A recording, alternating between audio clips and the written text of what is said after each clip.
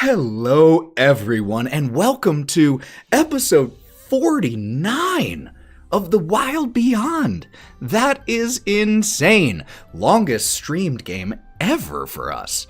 It was also our first stream game, so that kind of makes sense if it's still going on. Hi, I'm Ethan. I, as always, am going to be your dungeon master for the evening, and I am joined by 5 out of 6 of the wild things. We are still missing our wayward bard, but for any need, I think I will try to occupy his role the best I can. But I'm still joined by 5 incredible friends, performers, and players who make up the wild things. We've got Lauren playing Bodie. Hi. Hi. And Lauren recently acquired a new weapon that I immediately regret giving her. The ability to zoom. Next up, Joe playing Wraught. Hey guys, it's me. No, I'm Wraught. Morgan playing Melon. I can't high five. Oh, I'm going to, while I'm doing these introductions, recenter Morgan's camera on here so he looks even prettier. Then we have Mav playing Otto. Hey everyone. Hey, did you know that Ethan is like one of the best DMs I've ever had? Oh, okay. Seconded. The conditional I've ever had is the only reason that I'm not shutting your mic off. Yeah. No, I don't do compliments. I don't do them.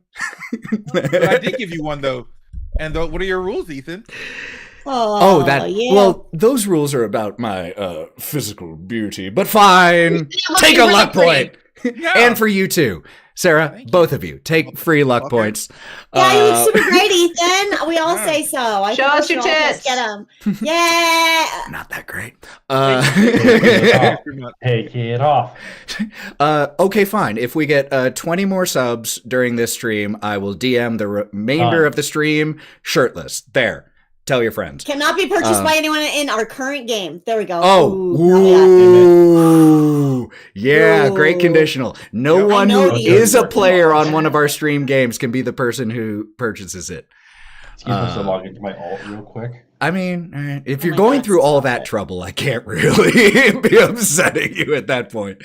We have Sarah playing Kieren. I was too strong, so the universe nerfed me by giving me a cold, so please excuse all the coughing. No fun. And last but not least, we have a beautiful piece of artwork by Crash Candy representing Gromp. Hey, guys. Yeah, I have a cool hat. The end. That was a perfect imitation. I felt like he was here. I feel like Devon would agree. All right, y'all. Just a few quick pre-stream announcements before we jump on in. As always, this is an 18+ stream for language and legal drug use, and who knows if there's a fight violence. So, not for kiddos. If there are kiddos here, that's on you. No fucking kids. Hey, there we go. You can listen to past episodes of Wild Beyond, City of the Crimson Tower, Mothership, and occasional one-shots all over on Go Buff Yourself. I'm currently working on episode 19 of Wild Beyond, and episode 18 of City of the Crimson Tower just dropped. So if you want horror, we've got you. If you want sci-fi, we've got you. If you want Wild Beyond, we've got you. I think those are all my necessary... I'll be mentioning this again at the end of the stream, but we just confirmed today that Lauren and I will be at Emerald City Comic-Con. First full weekend in March in Seattle with the Humanoid Games and Identico booth. Very excited to meet some of our Identico friends in person for the first time and get to rep their incredible game, and I'm even going to be running a few Identico one-shots while there, so come play. There, those are all my necessary work things. Now let's get to play. Let's run that introduction so that we can jump into episode 49 of The Wild Beyond.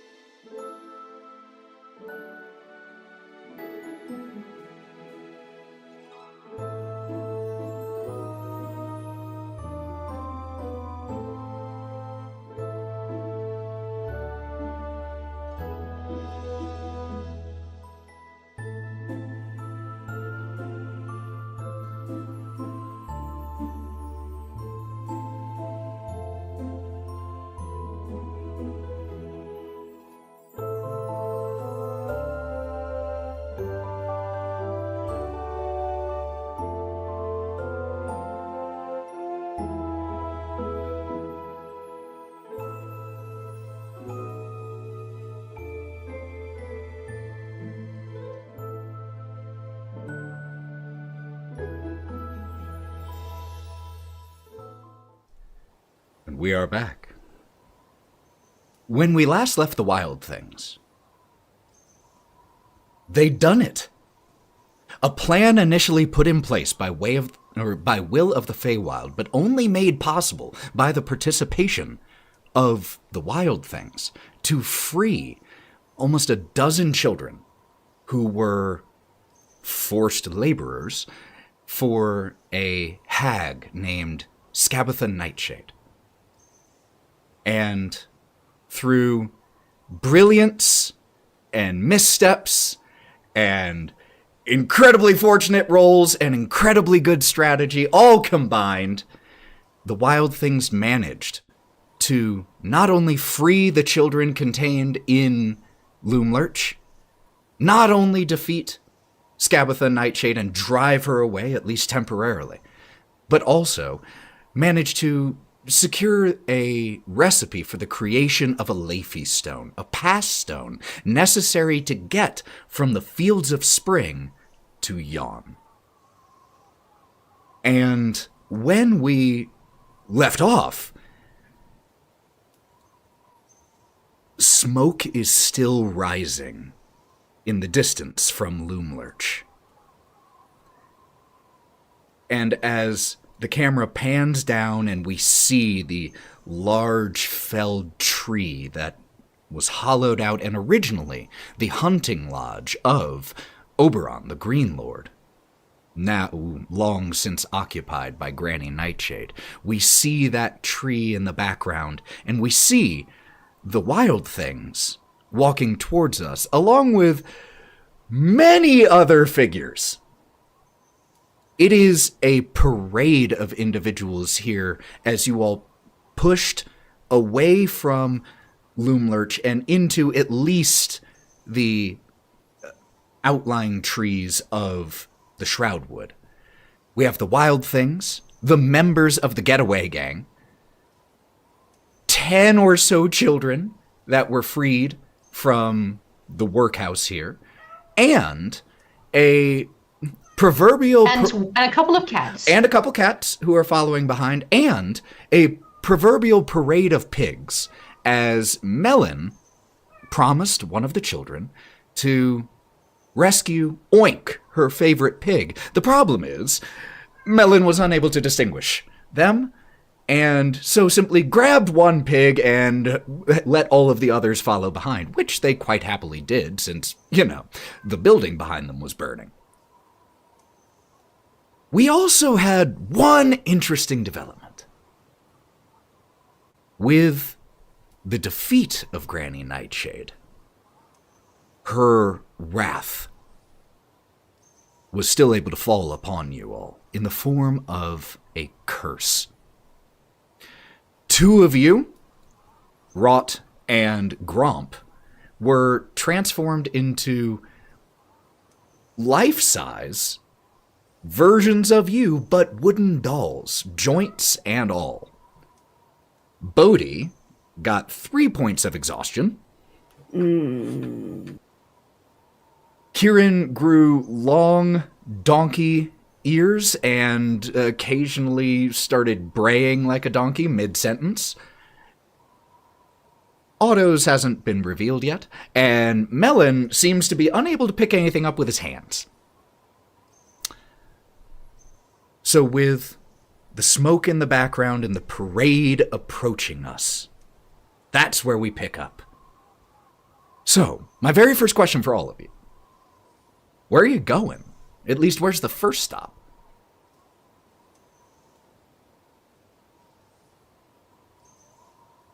We, Probably going back to Little Oak. yeah. Little Oak. Little Oak. Ooh. You doing all right, Otto? No. I got eaten, so I'm not doing so hot. Yeah, they look pretty shitty. What? Bodie? Bodie. What? I'm here. I'm away. We're going somewhere. We're going back to Little Oak, And Fuck yeah, look. I gotta Oh. take care of something there too. So Wraught, you feel a thud on your wooden shoulder, which is still interesting. It's a new experience, and there's the clack of wood as the knuckles of Gromp wrap into the back of your shoulder. Hey, Wraught, got wood. Am I right? Because we're both wood right now. Do you get the joke? I thought it was much dirtier than you were making it out to be. No, So guess I meant that too. But the impetus of the joke is the fact that we are currently wood. You know, it stopped being funny the second you had to explain it. Well, then you should have gotten it when I told it.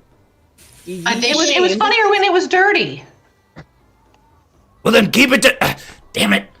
And he she just... wants you to piss off, Birch.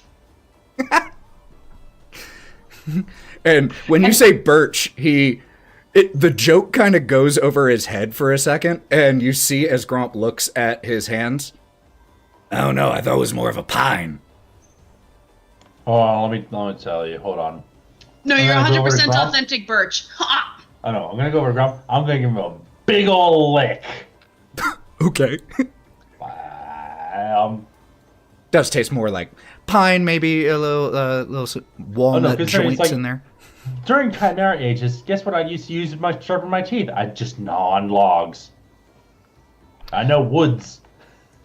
And as this is all going down, Bodie and I'm going to say Otto, you both feel hands and arms like on your shoulders as Will drops down out of one of the trees, basically just right in between you, and comes up behind you. We did it! Oh, you all are amazing! That was, the adrenaline. Oh, years of planning for that. Whew. Great job. Why? He's so loud, man. Why are you yelling? Well, yeah. And he puts his hand up for a high five. You fucking did it. Yeah. Yo. Looks at you, Otto. You all right?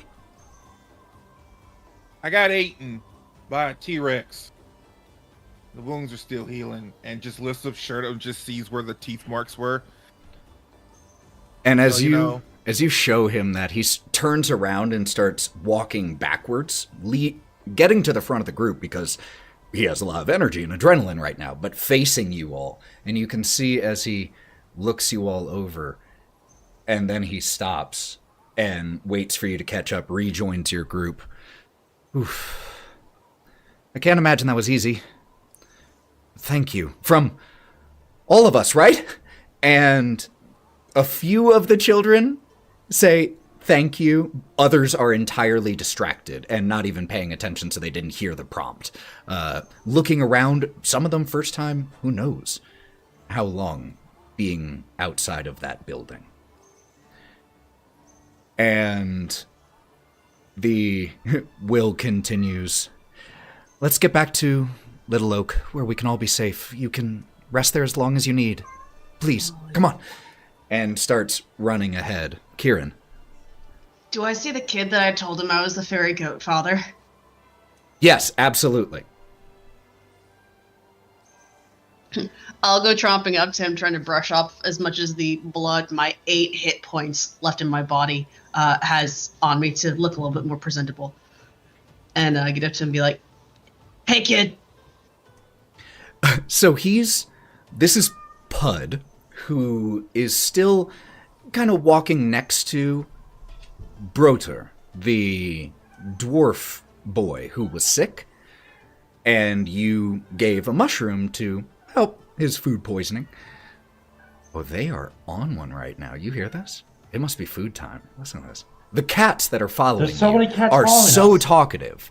I'll lean down and like get one under each arm. There you like go. Suitcases. Perfect.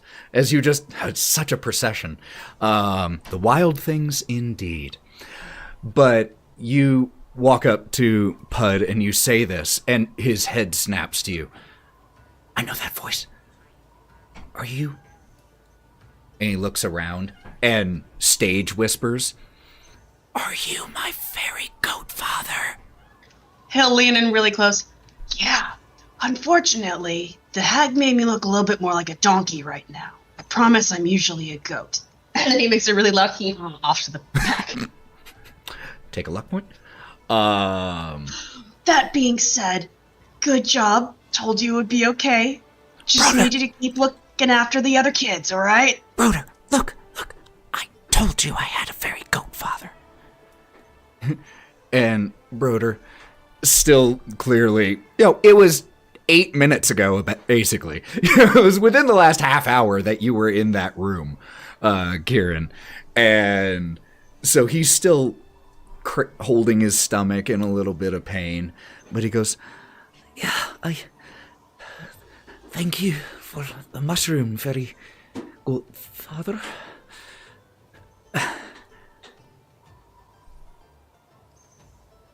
You're supposed to be motivational and like, hey, great job, you're okay, take care of the other kids.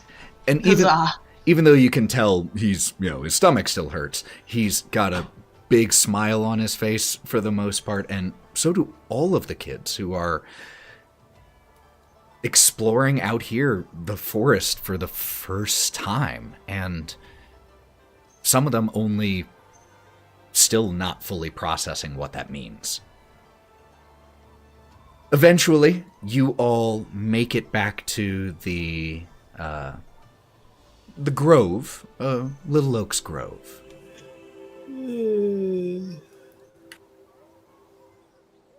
I'm going to cast, as we're walking, and I see Bodie kind of doing the big wobble, I'm just very quietly cast Mage Hand and take it up and use 2 of its fingers to keep his eyelids open. Don't Clockwork Orange him. More like Mr. Bean with the matchsticks driving his car. As you all emerge into this grove, the children start to spread out like it's a playground and start to investigate the area. Some of them running right up to Little Oak, who, as soon as this crowd bursts into the grove, Little Oak lets out this gravelly, rumbling chuckle. Well done and welcome, and gives a low scraping bow, his moss beard nearly touching the grass. Watch out for the net trap. Oh, too late. As one of the kids gets caught in one of the net traps right on the outskirts of the grove, and one of the getaway gang Zenor goes to quickly get the kid down, who's just laughing about it. And Little Oak finishes saying, "Welcome to your new home. Feel safe here." Stands back up as a number of the children run up to him. Wow. The fairies come out from the mushroom circle, fairy circle, and start to flit amongst the children, some of who run off, chasing after them, squealing and laughing in joy. What do you all do?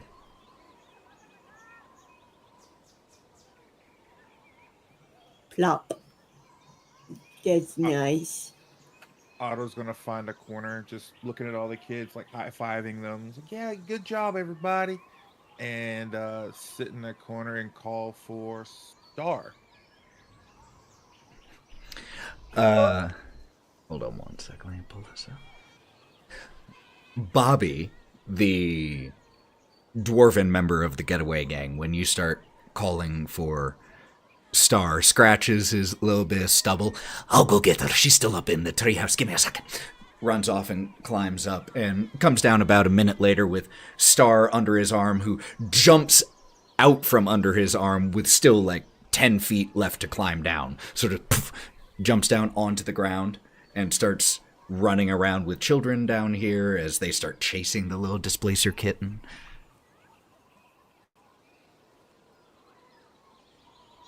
Does anybody have a sewing kit? Stop braying at me. he does it really obnoxiously in her face just because of that. Your breath is atrocious. Xenor, when you ask that, Wraught walks over to you, and she's a pretty big orc teenager, but she goes into one of her vest pockets and pulls out this really small little travel sewing kit, essentially, and just wordlessly hands it to you. Thank you. That's the best thing to have on hands for situations like this. And I'm going to reach behind me and pull one of my wings over my shoulder. And it now looks like the Da Vinci flying machine, where it's got wooden tines and cloth in between all of them with a couple of gears and pulley strings. But there's big rends in the cloth. I'm at 10 hit points. I'm sort of very That's so cool. trying to tie the cloth in my wings back together to the sewing kit. Take a luck point. And as you start doing that, Xenor, who had given you this bashful smile when you complimented her for having the sewing kit, says, "Did you want me to sew that for you?" And she holds her fingers, and she has, again, she's orc, she has pretty big hands, but she, when you ask, goes to grab the needle and thread from you, and she holds it very delicately and sits down behind you and begins to hum I guess to it wouldn't herself matter quietly. if you weren't good at it. I can't feel anything. "Don't worry, I will make good stitches." And goes in and just starts getting to work at repairing the fabric of your wing. What's anyone else doing? I was going to go over the ladder, but as soon as I got there, it's like, wait a minute, I can't climb this. So I'm just going to kind of be hanging out down below. Yeah, you walk over to the ladder and go to reach towards one of the pieces to climb, and your hand just passes straight through. I know. I'm going to see if I can maybe touch my face, or if it just goes through. You can touch your own face.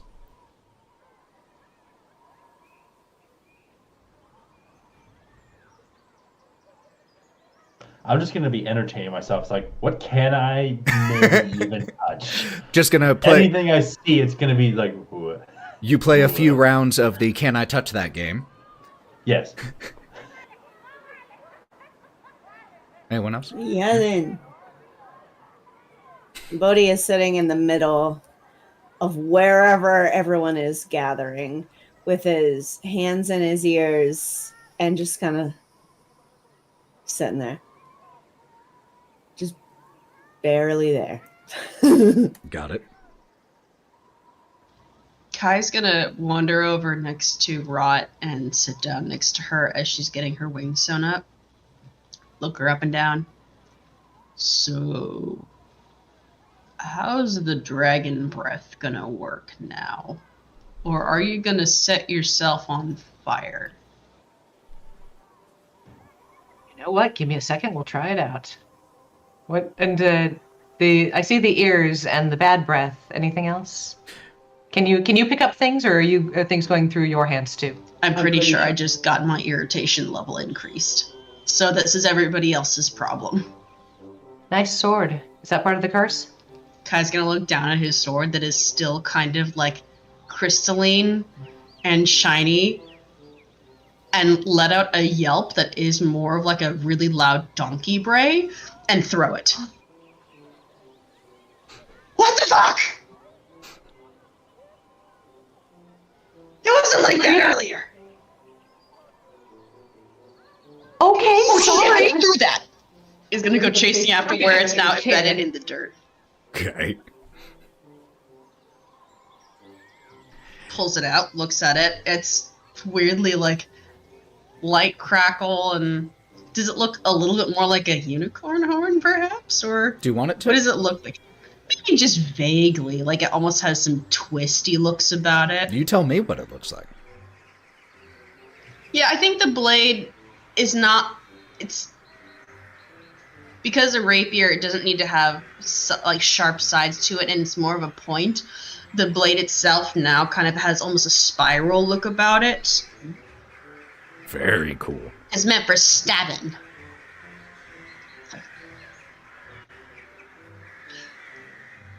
Hey, has anybody seen Lamorna? I haven't seen her since she led a bunch of guards off on a wild unicorn chase. I wouldn't worry about her, though. Cool, because we found her husband. What? Oh yeah, he's sitting right over there. Yeah. The hag turned him into a rocking horse. I don't know if anybody can like break curses or dispel magic or some shit like that, but like I he's saw a a play rocking about horse. it, maybe. Otto? Upon hearing that, Otto will look over at the rocking horse and walk over there and kind of inspect the horse. And what does it look like again? It is a faded rocking horse. There is a indentation, a depression in the center of its head where it clearly looks like a horn would go. And as you walk over to it and closer to it, its painted pupil flicks towards you. After you move your finger back and forth a few times, the eye starts to follow it after figuring out what you wanted. Oh shit, you're alive. Do you think me a liar or something? My God, I did. Well, no. No, I don't think you're a liar, for instance. But, I heard that, and you can see his giant ears kind of like flapping around. Yeah, you ain't getting That's away fine. with that shit. well, that's fine. Anyway, no, it was. I didn't expect that he would be alive. You know, most of everything else that was in that place was robotic or a monster. I can let her know right now if you want me to. Yeah, Yeah. me as well. Yeah. And as Otto kind of reaches like where the indention is, Otto's horns transform into a unicorn horn. He pops it off again, puts it where the indention is, and casts mending to fix it, to fill it in. So, here's what I'll say. To do what you're wanting to do, to break off your own horn and permanently leave it elsewhere, would be a permanent breaking of your horn. Are you okay with that?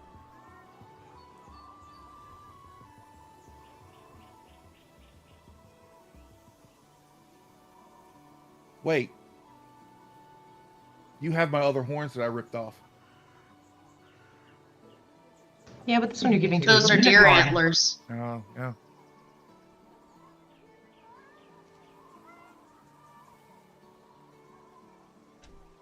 Because he got them turned into knives. Or at minimum, it would take them a while to regrow. That's fine. Antlers I'll and let it grow horns back. are, even the ones that do regrow, take at least a little while. Yeah, that's fine. Cool. Take some time to grow back. So as you break off your own horn, again, this isn't an easy thing. Like, it hurts a lot, and it's rather revolting to witness as there's a sick crack. But I throw up wood chips. as you mend it, you pull your hands away from the indentation afterwards, and you can see Fey magic's weird. It's got a mend to it. That's what's happening. It's one of the Cag's cats who's using me as a scratching board. yeah, just scratching on Little Oak or on one of you. As you pull your hands away from the depression where you put the horn and you cast mending, the horn is now permanently affixed. It also is a facsimile of a unicorn horn, but visually, this is now a rocking unicorn. And the painted pupil like flicks toward, has been watching the best it can. But unfortunately, that's the most it can show you, right? It can communicate with you right now, it seems. Wraught? I'll use my last 3rd level spell to cast Sending to Lamorna. I'll go, Lamorna, stop braying. That ends up in the message. We've reconvened at Little Oak with all of the children, safe, sound, and a lot of pigs. And apparently your husband, who's very cursed, if you'd like to join us.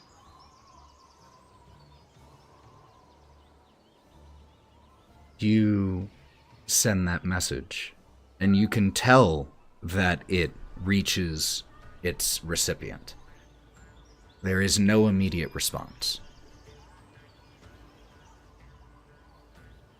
You can reply to this message. Totally necessary. Hold on one second. Oh. Change one thing. You, even after the addendum of you can reply to this message, you don't get a response.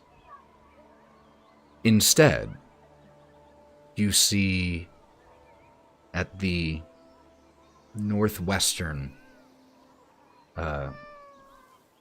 side of this grove, Lamorna step from the tree line, this subtle carpet of mist traveling with every hoof fall. And the grove, hold on, let me find this really quick. As Lamorna steps in and the carpet of mist spreads across the grove here, Little Oak turns. And when he bowed to the children when they came in here, it was a play bow. It was a stage bow. Performative. He bows now, and you can tell the difference. Lamorna, long has it been since you have graced my grove. The children here at Little Oak's turning and addressing all kind of fall quiet, looking at Lamorna. Except the cats. They don't stop for anything. Cats have no god. Lamorna doesn't respond. She instead simply keeps slowly walking towards where you all are, around the rocking unicorn. The mist reaches you a little bit before she does.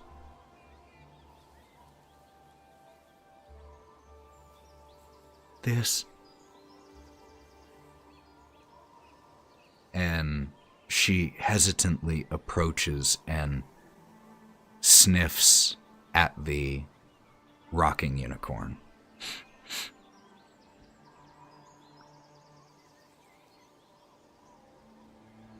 This is him? You said he was when I was doing the yes or no thing.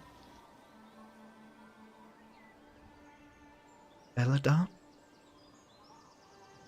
My love, is that you? And the pupil goes kind of crazy. Oh, my love, what has she done to you? I'm so sorry.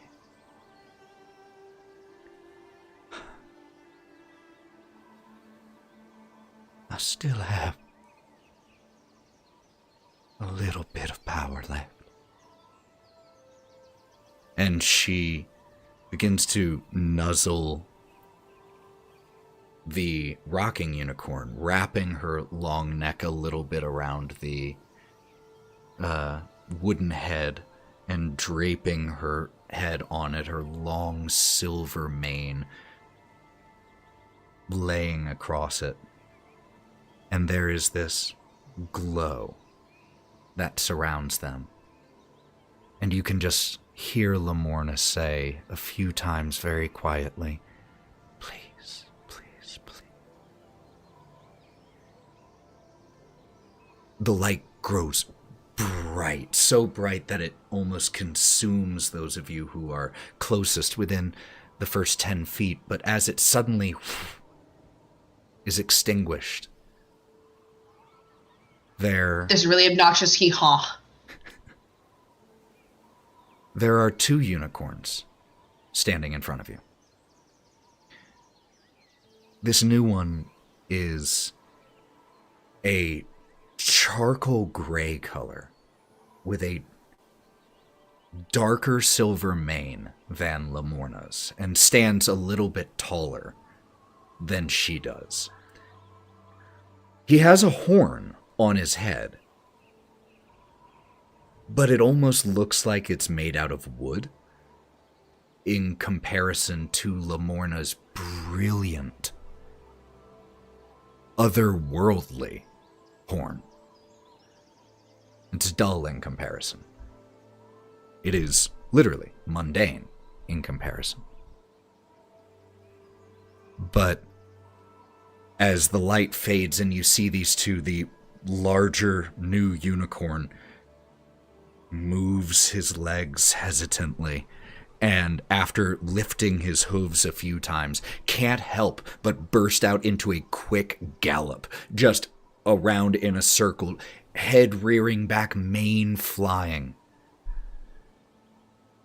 And then he quickly stops, as Lamorna has been watching this whole time, and just laughing under her breath.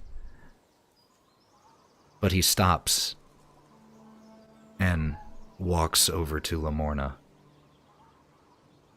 Oh, my love, I am sorry I left you alone for so long.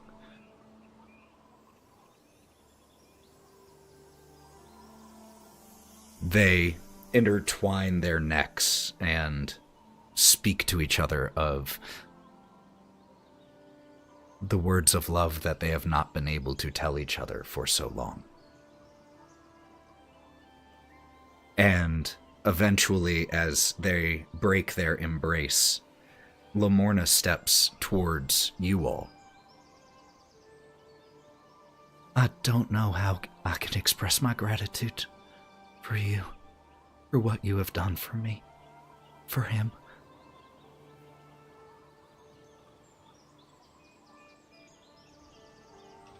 Can you break other curses? She looks at Eladon for a second, and Eladon responds, My power is gone. There's nothing more I can do. We'll live. I can't try. if this was... She squints her unicorn eyes at those of you who are obviously under curses. Bodie laying face down on the ground. Yeah. I've got no strings. The planking turtle and the two marionettes and the donkey person being the most visually noticeable. This was Scabitha's work. What tipped you off? Well, and she squints.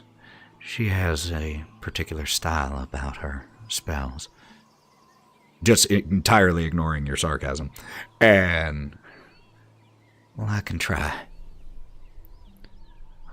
If you're gonna try, maybe try with the turtle that keeps passing out. Walks over to you and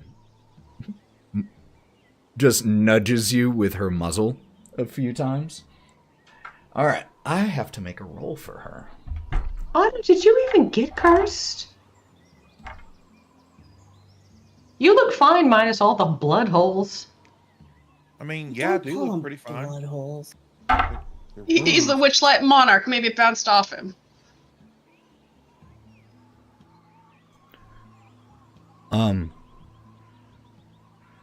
Okay.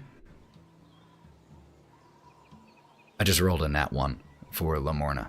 She makes it worse. Lamorna nudges at you, Bodie, and there is a similar light to that which you saw moments ago, but it's struggling. And it's almost like the light itself is meeting resistance. But Lamorna and nudges you one more time, and a powerful burst of light. No. And Bodie, your levels of exhaustion are gone. Or rather, will be gone when you sleep next. Yeah, really? That And one would be bad. Lamorna stumbles backwards and begins shaking her head.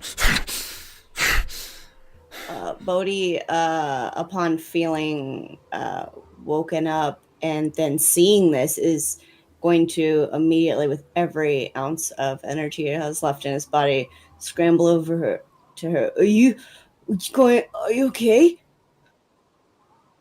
It's gone. What's going? I was passed out. And she looks at you and she just nudges or rubs up against you with her long unicorn face a few times, and then she settles and she just says quietly to you, pretty much only loud enough for you to hear, My magic. Bodie is going to melt his body over hers Hey. in an embrace. We'll find you. It's okay. No. And he pulls back and he looks her directly in her eyes with his nose resting just above her nose so he can get right at her eyes. We'll find you. Bodie. Bodie. What? It's all right. I knew it was a possibility. My magic has already been so weak these last years. And it was a price worth paying, Bodie. There was no magic when Eladon wasn't here. But no, what happens? What happens to you? We get to live. Oh, that's good. I didn't know if like unicorns would like give a No. magic, and then when they say no, you can't have it no more, you just see that he is sweating. It's just Okay. It's just gonna be a little bit more dangerous for us now, but that's all right. Thank you. thank you. And she raises her voice again and steps to look at all of you. You truly are wonderful people. Heroes. Thank you.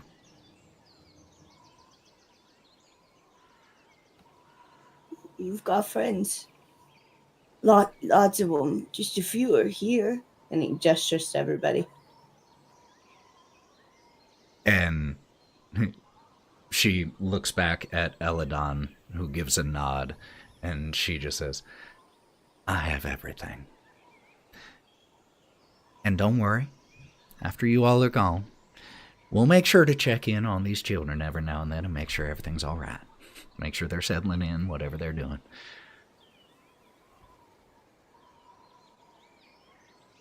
Now, I wish I'd had a unicorn checking on us. Lucky kids. Otto? And well, there is another thing as well. kids, if you're looking for a home, not only with Little Oak, but in Vale Crossing, I spoke with the mayor to be able to find you guys homes. That way you can have a family and grow up and do other things. You can still come and visit Little Oak if you want, but that's also an option as well. And maybe that your parents are looking for you as well.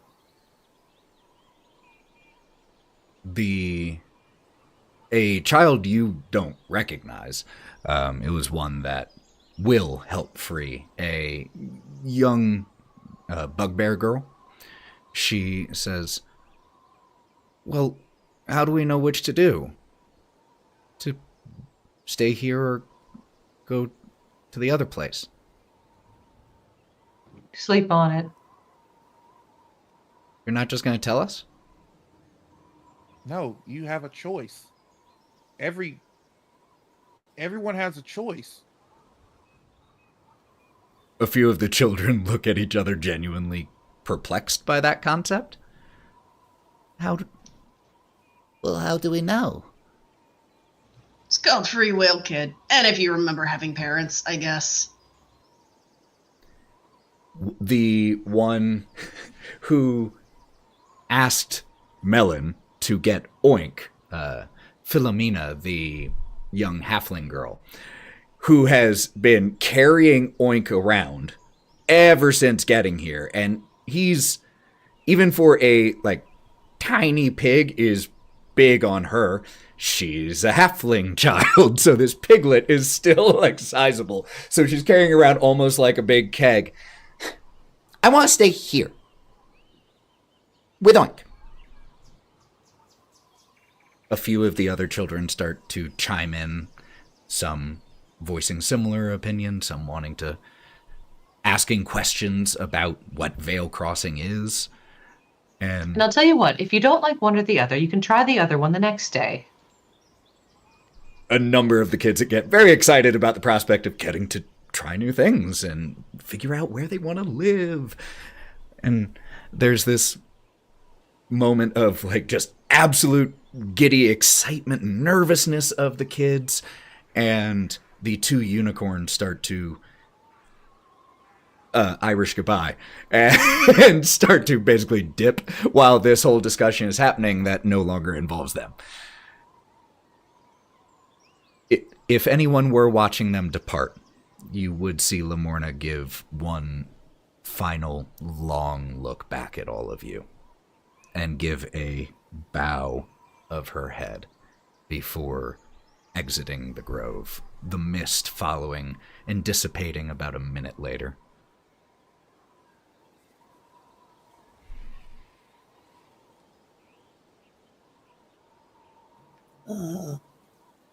Otto? Yeah, bud? What's up with your fucking head?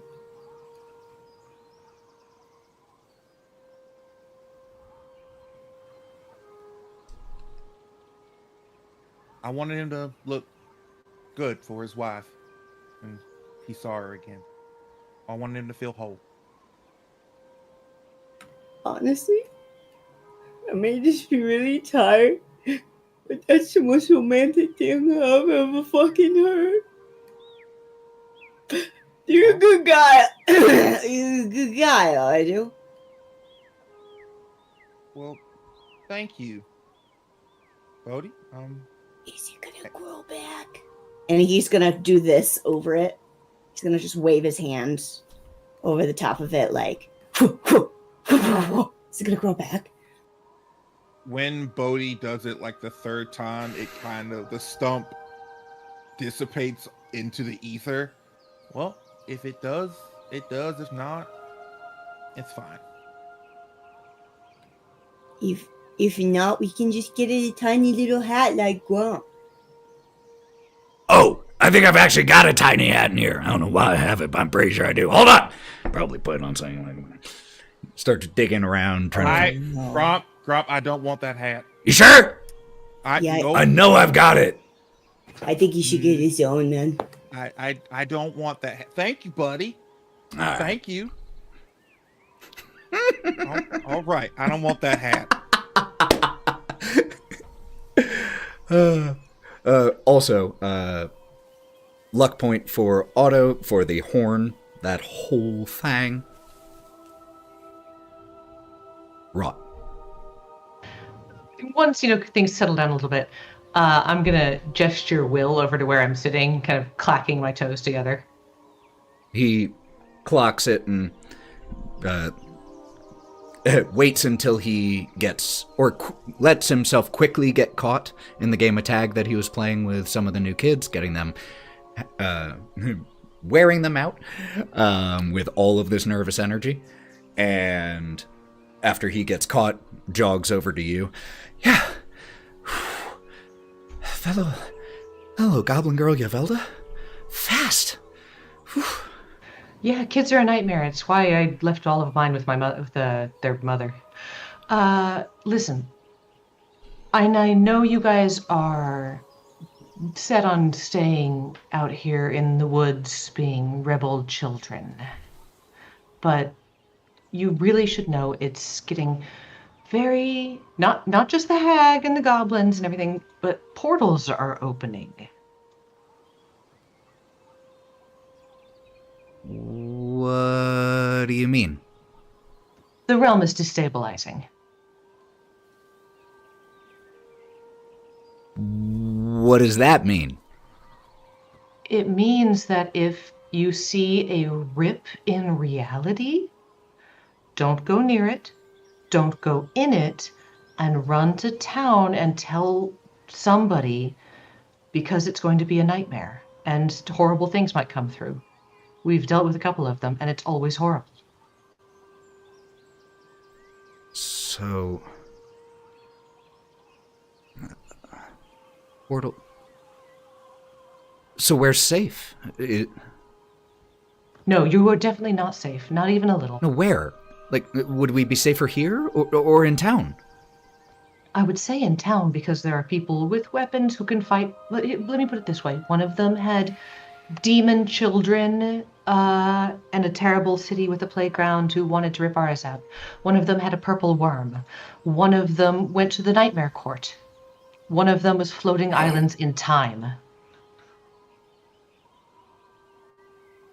Well, if it's all that bad, then it probably wouldn't make a huge difference if we were in the town than here. At least here we have Little Oak. At least in town there might be people who can help you with dealing with the portal once we're gone.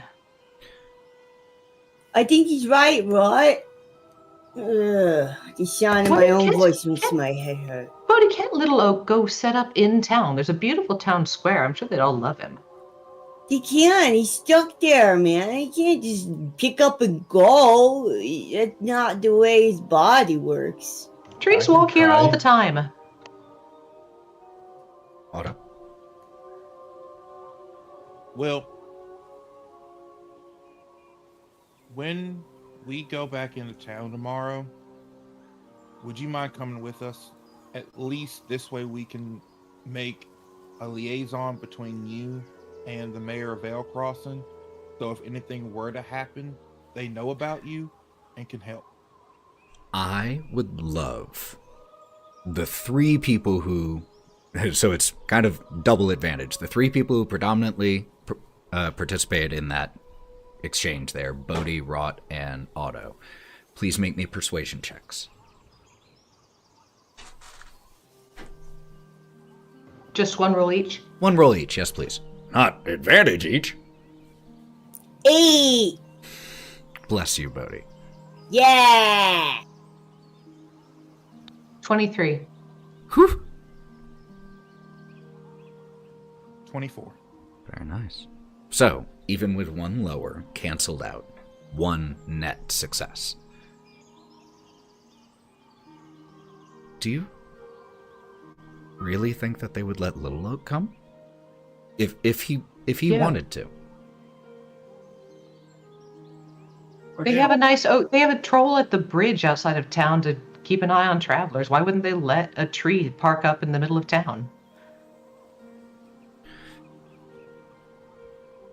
Deal. Then you can have the house and the tree house all in one block. I'll come with. Check out the town. And if anyone who wants to go can, we would never keep someone here, of course, if they didn't want to, if they want to go, but if they would let Little Oak come. Probably I'm coming in now at this point. It's like, I might be able to help move him. Now, I was under the impression that Little Oak could walk because you kept referring to him can. as Treebeard. Well, Okay, first of all, great. kept referring once. Several times. I have it on. I have it recorded once. Multiple times. My ass. We just like to Recorded. review. Guess what? But- if we play it back, it's multiple times. That's true. I've listened to it multiple times. But yes, he is a Ooh. tree and he can walk. He can't. Yeah, but Bodie is they can't walk, man. They got roots. He's sleepy. He can't remember Bodie, nothing. Bodie, you're supposed to be like the expert here. We brought you here because you were the expert. Did and you even say I've seen. eggs? No, Eggs. never mind. Never. Bodie, take a nap. And he Those are sucks expensive. himself into his shell, and his shell kind of just.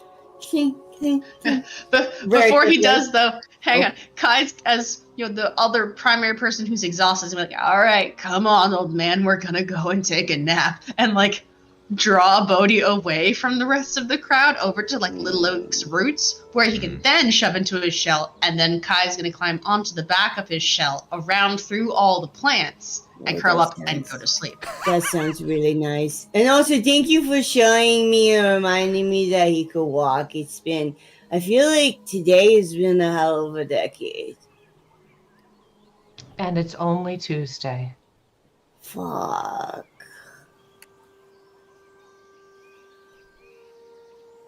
Shink.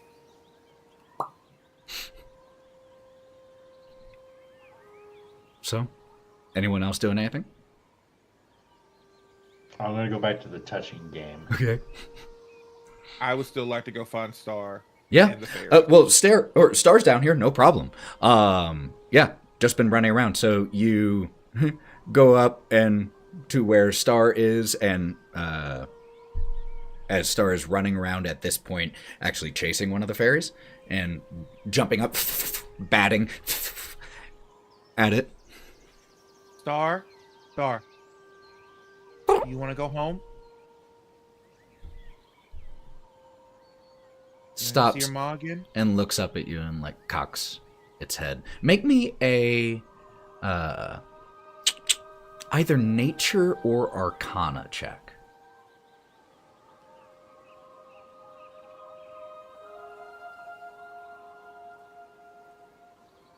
Love my new dice, man. 20, 21, 22, 23. Rolled a 19. You get the impression, or actually 23, not the impression. You did arcana or nature? Nature! Nature. I know this little boy. Displacer beasts can't talk. Deerla definitely did, though. You get the impression that was some external magic that allowed that. So as of right now, you are talking to a cat, essentially. So she looks up at you and gives you, just stares at you with these piercing greenish, almost to yellow eyes, looking at you, her two tentacles up and still chasing, just passively, the fairies that are hovering around. What was her mom's name again? Deerla. Deerla. Mom. Carnival. Stands up at the use of her mother's name. Do you want to go back and see Deerla? Oh, his name. Excuse me. And walks around and rubs up against your leg, which, even though Star is a kitten, he's still a displacer beast. So still easily, like, and you're not that tall, like mid-thigh, rubbing against you as you ask if he wants to go home. All right, well, we made a deal with the fairies, and I'm looking up at them.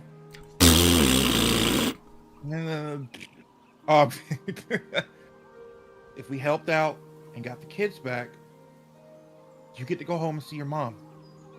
You get to go see Dearla again. But I need you to do something for me.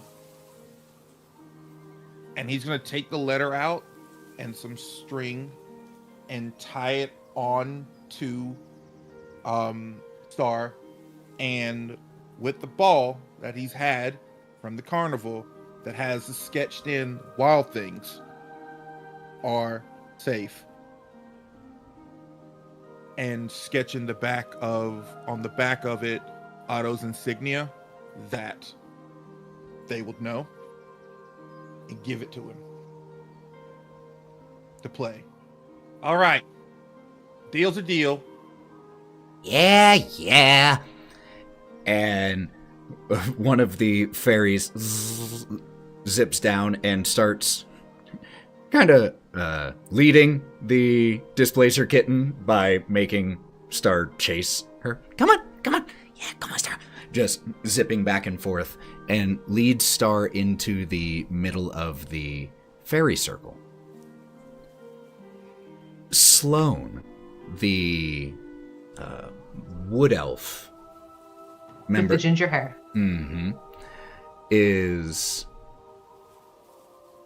comes around the side of Little Oak as Star is running towards the fairy circle, and wait! And comes running over to Star, scoops him up, and gives him a big cuddle and hug, scratch, and holds Star up.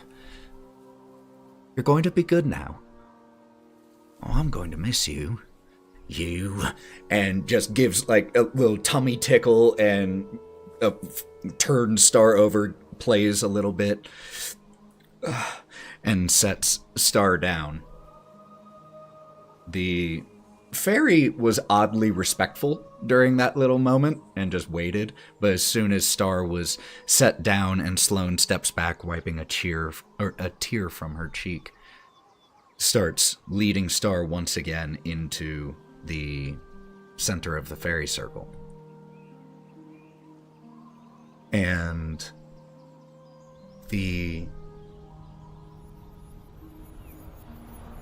as Star steps in, the fairies begin to spin around the fairy circle, and this pale blue, bright, luminous circle begins to form from one mushroom to the next.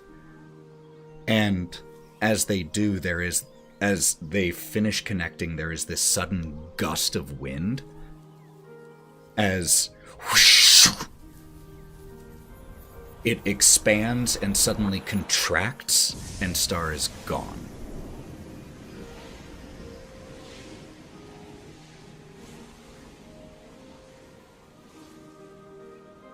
Sloane wipes another tear. It's good that he's getting to go back, though. And also we brought you like 12 cats to cuddle.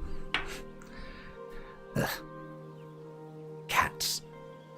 Like, almost gives a little repulsed shudder of her shoulders, and then gives you a wink, and then walks off. And you can see as one of the cats actually does come trotting nearby, and Sloane can't help but look down and...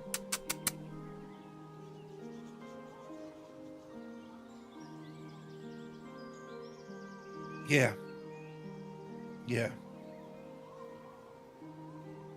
But his mom's gonna be real happy. Oh. Make right on my promises. Almost worth all of us except you getting cursed. Well, he's lucky to have a mother that's waiting for him. Now, what am I going to do with all these cat toys? Oh, never mind. As another cat comes skittering in front of her feet. Matter of fact, might need to make more.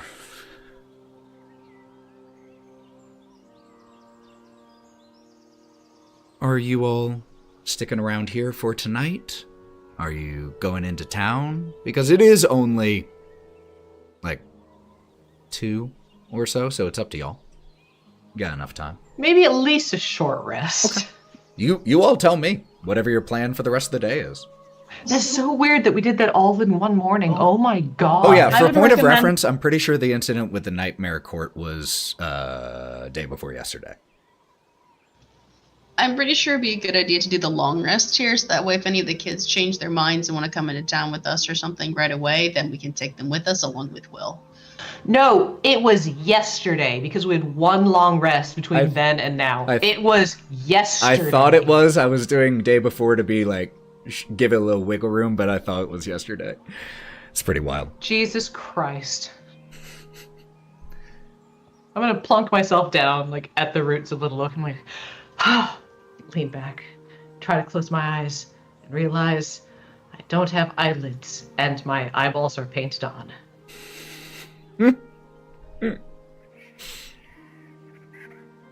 So. Well. Oh, yeah. Is there anything in particular that anyone is wanting to do before or for the rest of the day while you're here with Little Oak? Obviously, any conversation you all want to have can do that, but are there any specific things that people are wanting to accomplish over the rest of the day? Cool. Sleeping off the 8 hit points I have left. You get a short rest worth of hit points, and then we're going to town. You all tell me. So, all I'm going to say is the day is yours. If you just tell me what you all want to do, long rest, short rest, whatever, you all tell me. All those in long rest. Yes, please. Long rest. All right. You are all weak. You are all weak. Also, I'll be right back. Is there anything you all are wanting to do before jumping to the next day? Otto would have climbed up to the treehouse and kind of sat back in the corner where he had spoke with Little Oak, and just seeing Star leave and giving what he gave Star, just to go up there and sit and continue to work on his little project. And just for the benefit of the audience, what exactly do we see Otto working on? Or what would anyone else see who was there? Otto was working on making new arrows. Got it. And he has it placed out there and is trying to design new arrowheads to use. And you just see a little Bodie's Tinker set and the shafts and the scrap metal that he got, and you kind of just see him warping it, making it, and making new arrowheads. Very cool. Wraught. I think if we're taking a long rest, as the day kind of turns to evening, and then evening turns to night, and the fireflies come out, and everybody kind of finds their rest. Wraught is coming to the realization that she can no longer sleep. She can just hold still. And she's going to clunk her head back against the trunk of Little Oak and go, so, I guess, wood to wood. How do you feel about maybe going to town?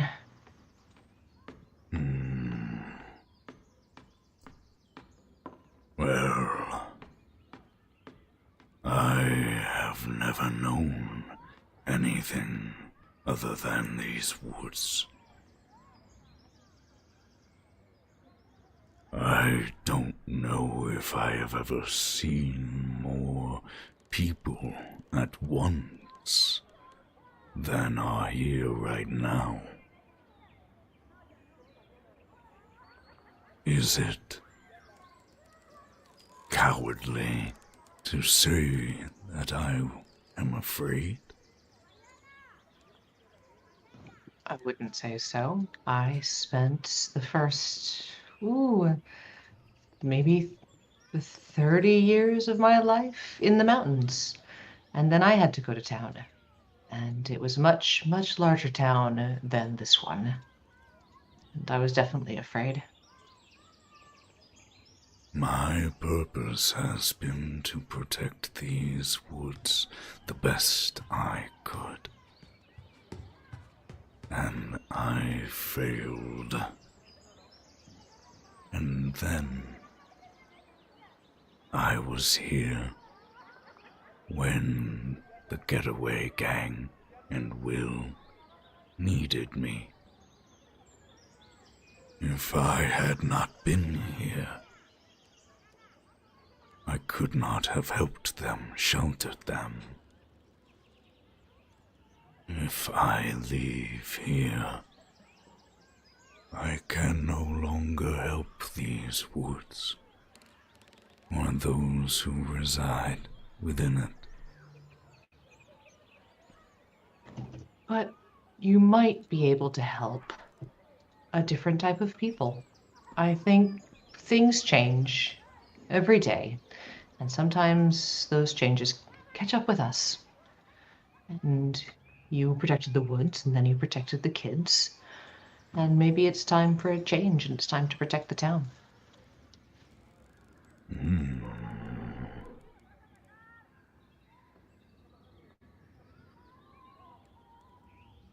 He seems to contemplate this for some time. That would be protecting more. It's a big job. You up to it?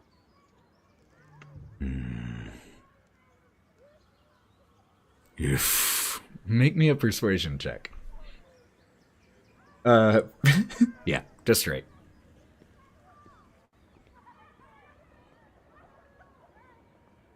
Uh, 16 on the dice, plus 6 for 22.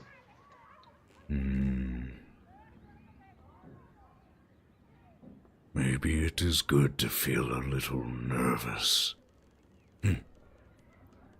Just pretend like you know what you're doing. That's what I did. If they will have me, and there is no one here left for me to protect, then I will go. There's a lovely spot right next to this really pretentious statue of Oberon in Town Square. I think you'd suit very well. Oh, to see the Green Lord again. Now I must go.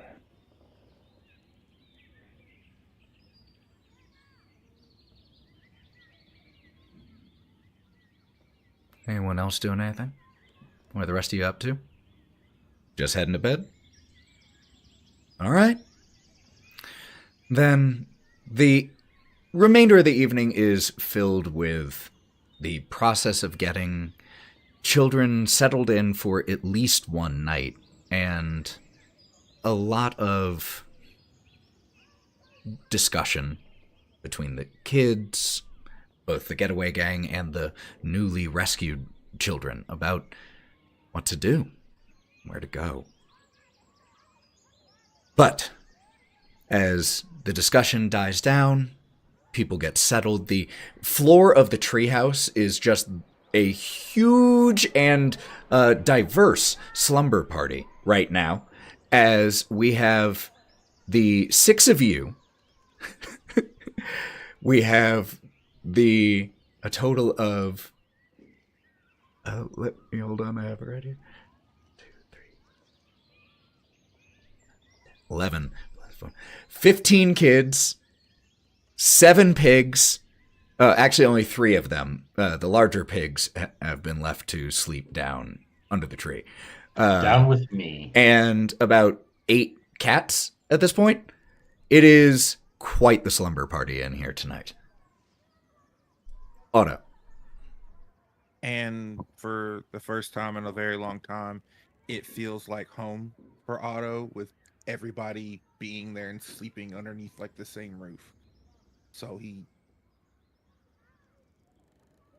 kind of tears up just a little bit, but like, yeah. Wraught propped herself in the corner, and anytime anyone moves, her eyes snap over to them, but she doesn't move otherwise. And as you all go to bed, you get a long rest. Bodie, your 3 points of exhaustion go away. Yay! I'm in turtle again! Wait. So, the next day arrives, and it is decided that for right now, Will be the only one who goes along with you all. If everything is good and works out there, then those who want to come to the town, be it a few or everyone, will be able to do so afterwards. So given that, anything y'all are wanting to do before heading back towards Vale Crossing?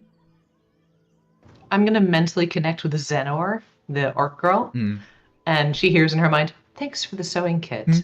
I'll let you know how things go in town this way. Welcome. Well, You're a good, sweet girl.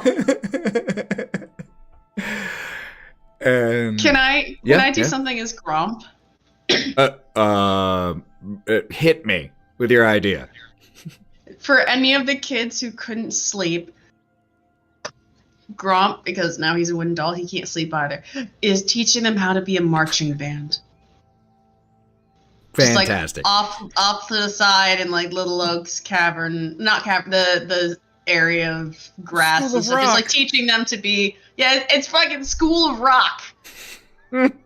He is Jack Black now. So, yeah, and on that topic, there was a moment at night when just everyone else had fallen asleep. There were all these snores, the sound of snoring from all of the numerous things that are sleeping in here. And at one point, Wraught, you being unable to sleep, just because you settled down below. Was that correct? Were you staying down or were you climbing? Okay. I do not need to listen to people snore all night. About an hour and a half after you start hearing the snoring, eventually you hear as Gromp walks down. This sucks. Hey, Birch, bitch.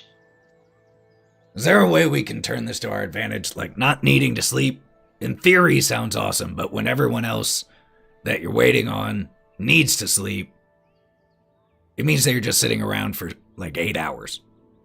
I was thinking about maybe like wandering like wherever we are, maybe the town, and putting myself in random corners like a haunted doll, and then when they freak out, running away really quick. Can I admit, I actually love this idea.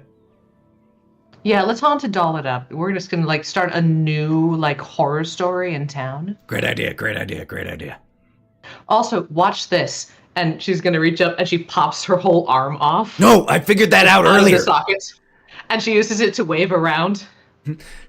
And like as I figured that out earlier, you notice that he's missing his left hand and he's just holding it in his right. If you put it down, can you make it spider crawl without being attached? Oh, I tried. Oh, fuck. So, not really useful, but neat. And pops it back in. Well, they were asking me about my fire breath. I don't know if I'm going to incinerate myself or just breathe wood chips. When you test that, could you let me know so that I can be there? What, to laugh or No, with a bucket of it's water? so I can not be there. Oh. You know, No, 'cause I'm me gonna also do would it. too. No, well, no, I'm gonna do it right in front of you, Gromp. Figures. And as you have this conversation, there's like a 10-second lull, and then Gromp just says, So that was 2 minutes. Still another 7 hours.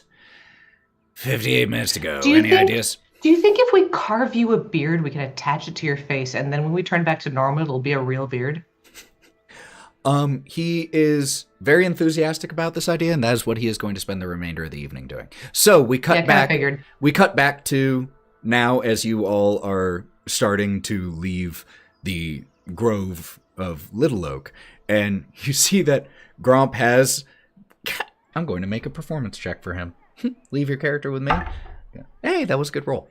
Has given himself a very stylish little beard, kind of a little bit of a chin strap goatee combination, but it looks very, because it's wood, it's chiseled very well. The lines very almost drawn how sharp they are. It's a sculpture. It's a puppet. It's wood glued to his face. Oh god, no, he rolled very well. It's not shoddily done. This is good work. Hey, wood glue. We used the pegs. I used my little wooden claws to make some holes, and then we tapped it in. So, Wood glue is the right answer. as you all begin heading back towards, or begin to make your way back through the Shroudwood, Rune falls in line with you. And he had not been present this whole time. He had been waiting outside of the grove. And he falls in line as well. Too many cats for you.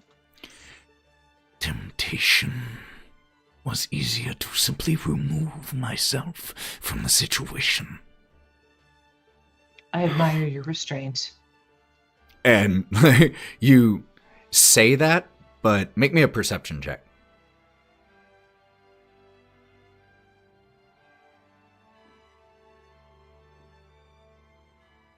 Seven. 7?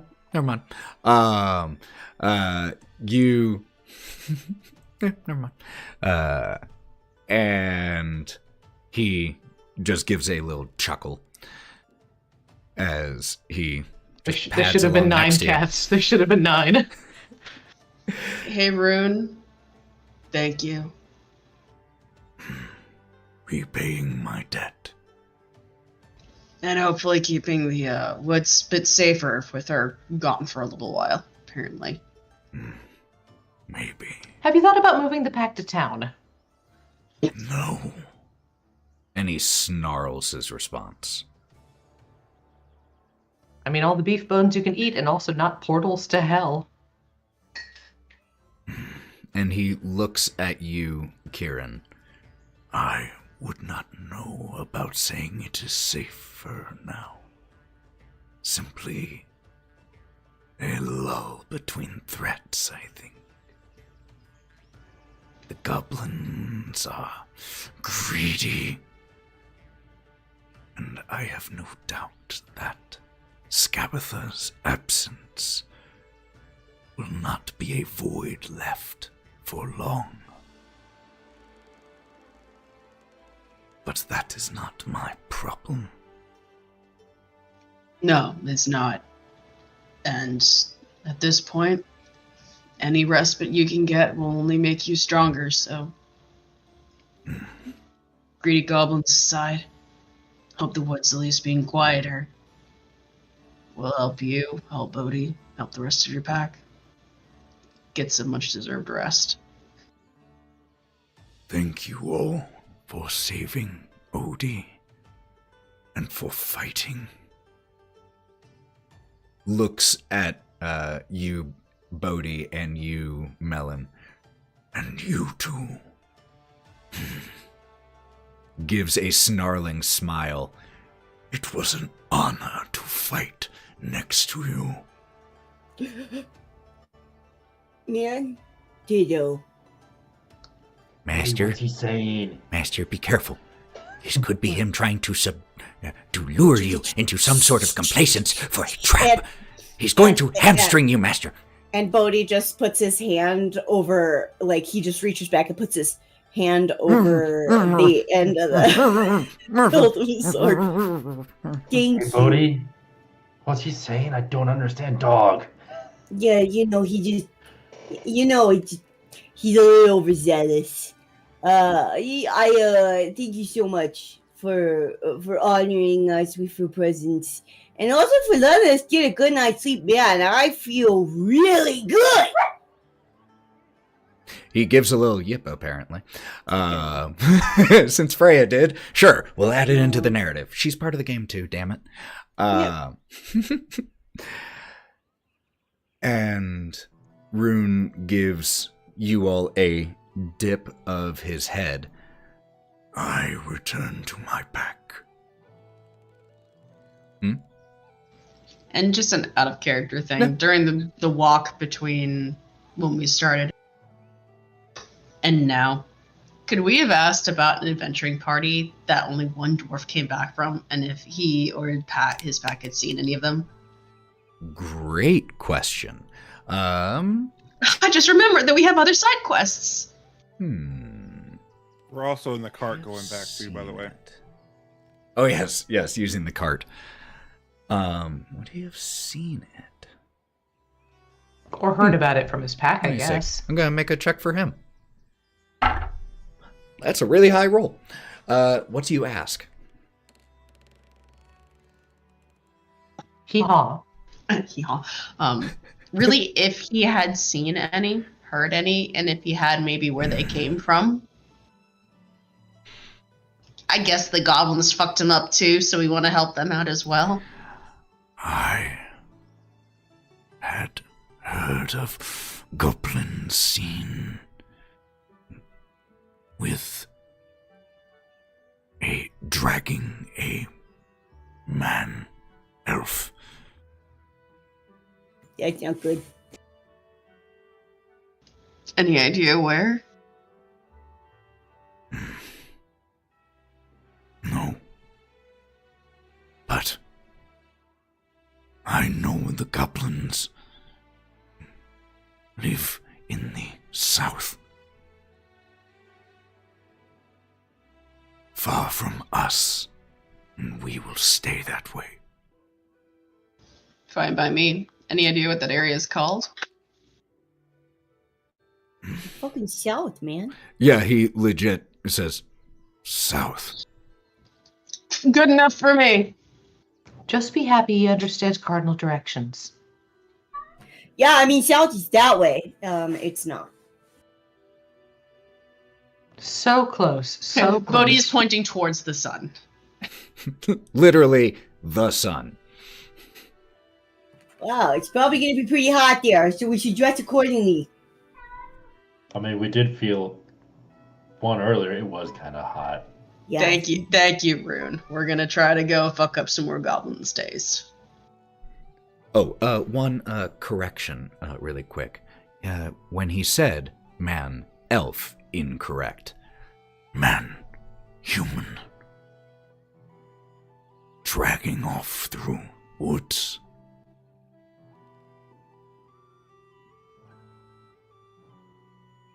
So we understand that they have someone. We're not sure who, but yeah.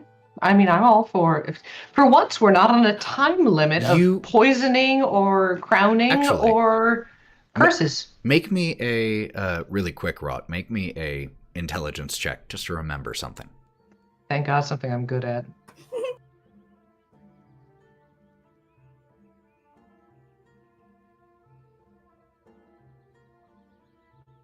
18. You do remember Elkhorn in the tavern when he was describing what people told him about when he was found.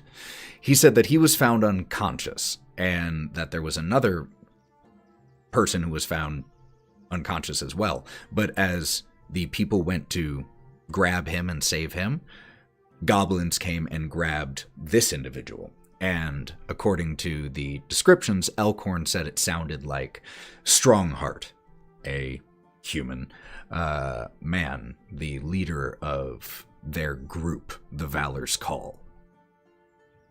It's been about 10 to 14 episodes since that, so wanted to remind the player, but I know that Wraught with a 19 remembers that. You know, I actually read his mind and I could see his memories. He's got some crazy human. Who would follow a human as their leader? Honestly, the gall. Dragged off by goblins. I didn't care that much, so I didn't, feel the need to tell anybody. Well, now we have an area. Honestly, if you follow a human, you deserve to get kidnapped by goblins. Let's be real. And what the hell is a human doing here? I would recommend you avoid going that way. There are many.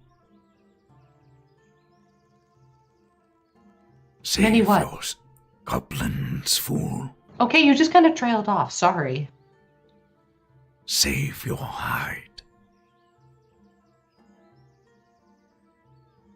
Thank you just again. took down a hag. How bad can a camp full of goblins be? You're great. He gives you one more parting nod and begins to bound forward ahead of your group. Every few seconds, just teleporting away until he's very quickly out of your sight.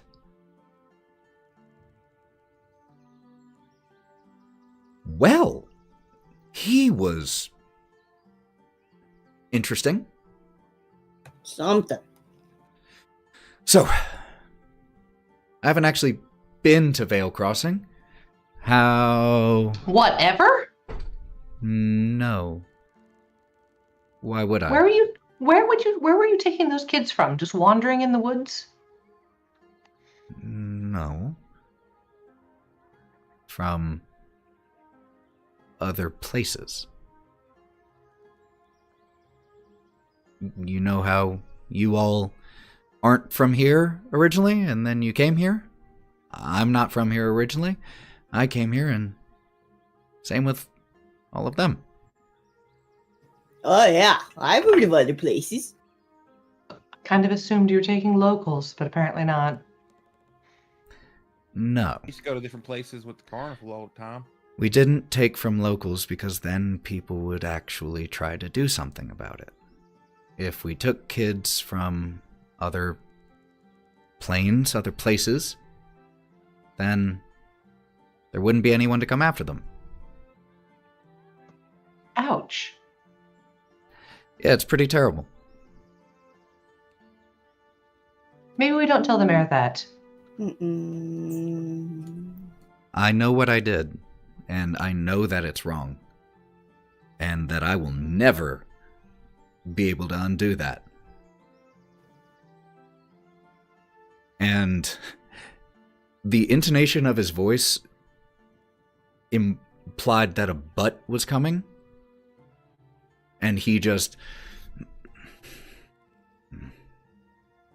Yeah. What, Will? Nothing. There isn't any making up for it. But it doesn't mean that this village has to punish you for it when you're already doing that seemingly just fine yourself. Yeah, the important part of healing is at first admitting that you have a problem that you need solving, man. And he puts his hand on your shoulder. I think it's really brave of you to own your demons, man. But nobody else has to know about them. Unless you tell them. You should journal about it. Yeah, fuck yeah. They can be taught. And he gives you a big smile. I'm all right, I promise. Don't worry. I just know what I've done, but I'm so glad that we managed to get all of these kids out of there. And at least it seems like she won't be back there anytime soon, hopefully ever. Hey, Will. You got out of there too. It's not just them. You got out too. It's important to count your successes along the way, man. It keeps you moving forward. Yeah. Yeah. But so how what I was originally asking, how far is it? How long are we? How is it? A couple days? Week? No, it's like a couple hours. It's right over that hill. Really? How many people? A couple hundred, maybe 2,000 max. That's a lot of people. All right. Oh, baby, we got to bring this boy to Waterdeep. The what? Wait. It was You go overwhelming. crazy.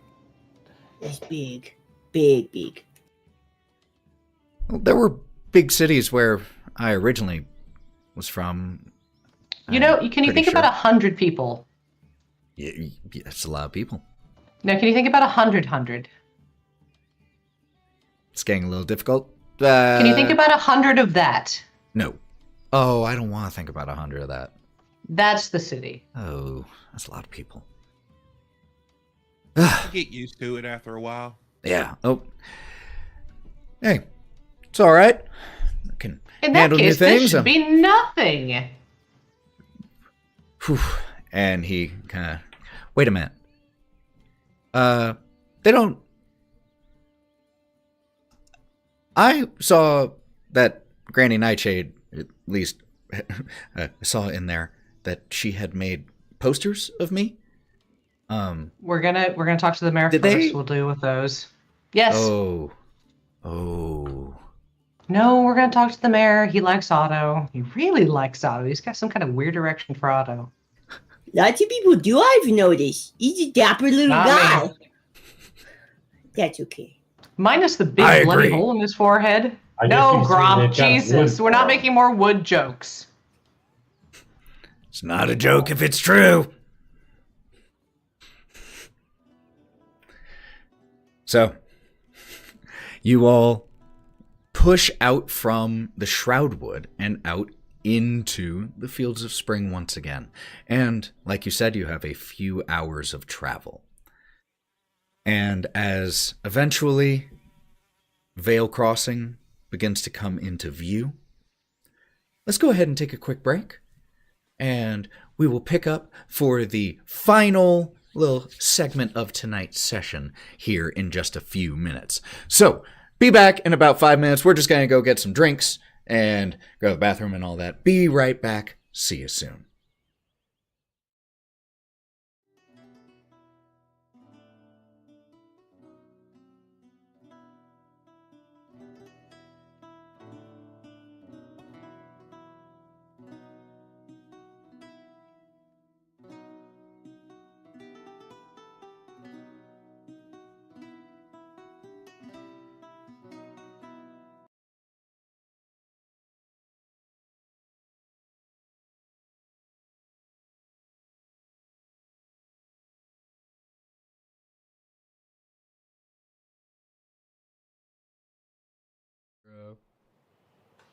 We are back.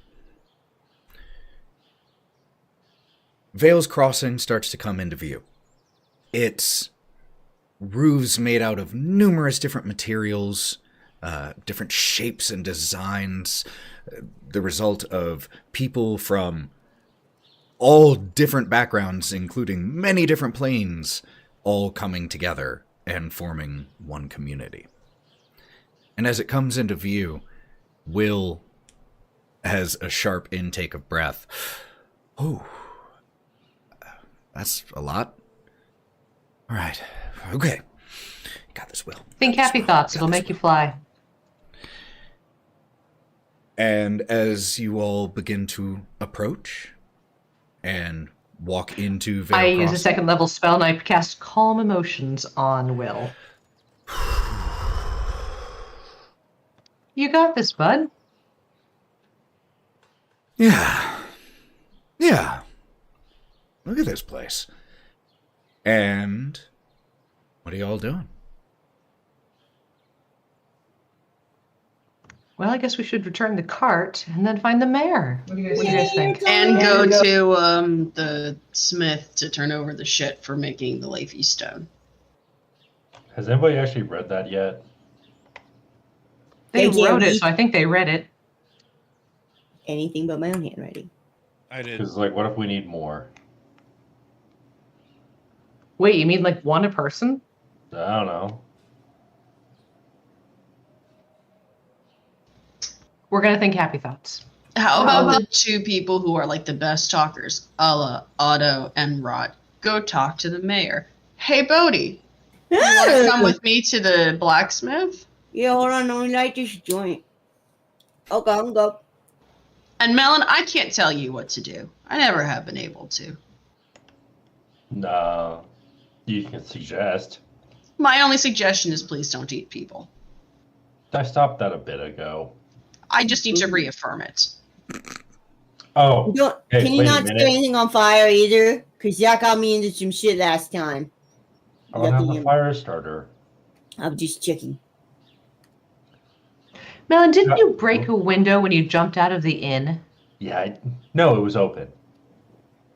Maybe you should go to the inn and apologize. Here's some money, and I'm going to pass him 10 gold.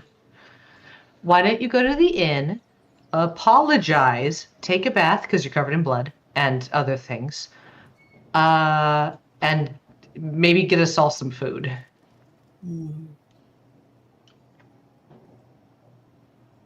Okay. We have a whole house. Oh yeah. Yeah, but the inn lady liked Melon. She thought he was hot shit. I did want to try something though before we go.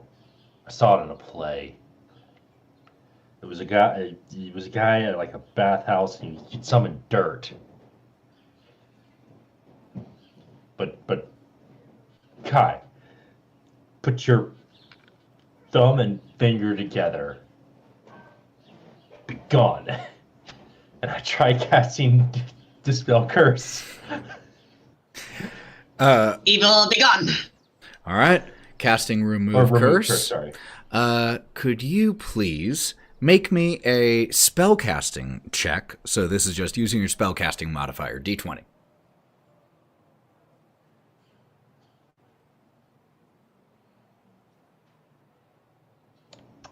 $15. 15. Which was exactly the DC for Kieren's. So as Oh shit! It worked. your ears just regrow or just like shrink into themselves back to your normal goat ears.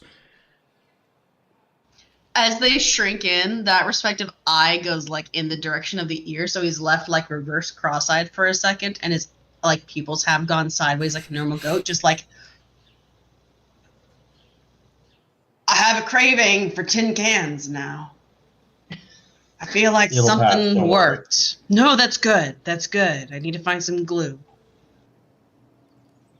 I just need to now know if I can find a man who can summon dirt, always listen to him.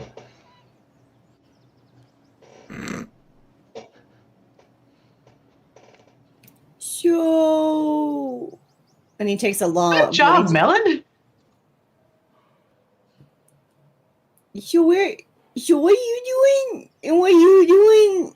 I think I got really excited about the prospect of getting free food. I just need to run by me a little bit. I guess if Melon and Bodie want to go talk to the inn and get some snacks, I can go talk to the smith. I'm the smith, and he takes another long drag. Thank you. I can go to the smith. I mean, I'm not gonna get in the way of this killer. Sorry, I heard that you like you. Kai, see if you can get my at least one of my coals back. He doesn't deserve two of them. Okay, guys, is actually going to run, and leave Bodie behind, maybe to go get a snack. Anyways, he's gonna take the piece of paper that has the plan written down on it and just run to the smith. Got it. Take off running, a few people having to jump out of your way a little bit. Actually, Bodie, Okay. do we want to go back to the house and see if we can make up food? Oh, fuck yeah! Because last time we were doing pretty good. I think when we were making breakfast, so I think it's we were on progress for something. we were good. I think we'd be really good. And Bodie Let's try that. throws his arm around you, and you just see I go and pat you on the back. What happens, Ethan? Does it just go all the way through? It's not meets not really resistance, but eventually you just can't move your hand through anymore. You get 2 inches in, and your hand just bounces back. Oh, that might be a problem. We'll figure this out. You can just tell me what to do, man. I can be your hands. That not in a weird way. But and then so he throws his or tries to throw his arm over, and if it Oh, you probably can. okay, cool. And he throws his arm over. I think we make a great team. And you just see the two of them Probably just hear this trailing walking off. away. Yeah, walking away. Oh, the trouble duo. Heading back. I'm towards gonna Thistle look down Hole. at Otto. I'm gonna look at Otto. I don't have to eat it. I'm made of wood.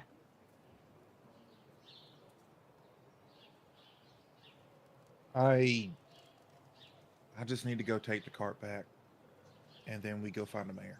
All right. And then you get to eat whatever they made for you because you're a really good friend, aren't you? Big wooden toothy smile. Sometimes. Not all the time. And walks off. How weirdly Cart. honest. I'm gonna offer Will my elbow. Was there some... Did I read some tension there just now? Was that just me? No, I don't have many people I interact with on a daily basis. Literally 4. Well, I mean, counting the fairies, 7, and then occasionally Lamorna. But it's a very small circle, so I don't have a lot of the recent experience. Was that awkward? I used to be a monstrosity and ate his family. Oh. Damn. Shall we? He... Like, you start walking off a little bit, and he stays and watches Otto taking the cart back. And then he jogs to catch up to you. So, guess we have a little bit more in common than I thought then. I never claimed to be a good person. I'm just good at getting jobs done. You know... And he looks over his shoulder back the direction that Otto was and looks at you. I know you're acting like it doesn't eat at you, but I know it does. Because... You've known me for 2 days. You're right, but I know me. And... I was a bit of a monster too. And I acted like it didn't bother me. Because I had to. But even when you really manage to convince yourself that it doesn't, it's still eating away at you the whole time, and eventually you're going to have to look at yourself and you will see how hollow it did make you. And you'll either have to admit that you hate that about yourself, or just keep lying. That's just my thought. My situation's a little different. All I did was kidnap some kids and take them away from their families. What do I know about being a monster? And all I was a monster who ate someone's family. So what do I know about being a kid? And I'm already hollow. I'm going to tap my knuckles on my chest cavity and it makes a thump thump noise. I get that one. Let's go see the mayor. I can't talk about this without a drink in my hand. Yeah. Now that I also get. And he then jogs to How catch old up are to you you? again. It's a weird question as you two start walking off. Otto, you quickly return the cart. No problem. Yep. And your collateral returned. Putting your crown back on. And do you just immediately run to catch up?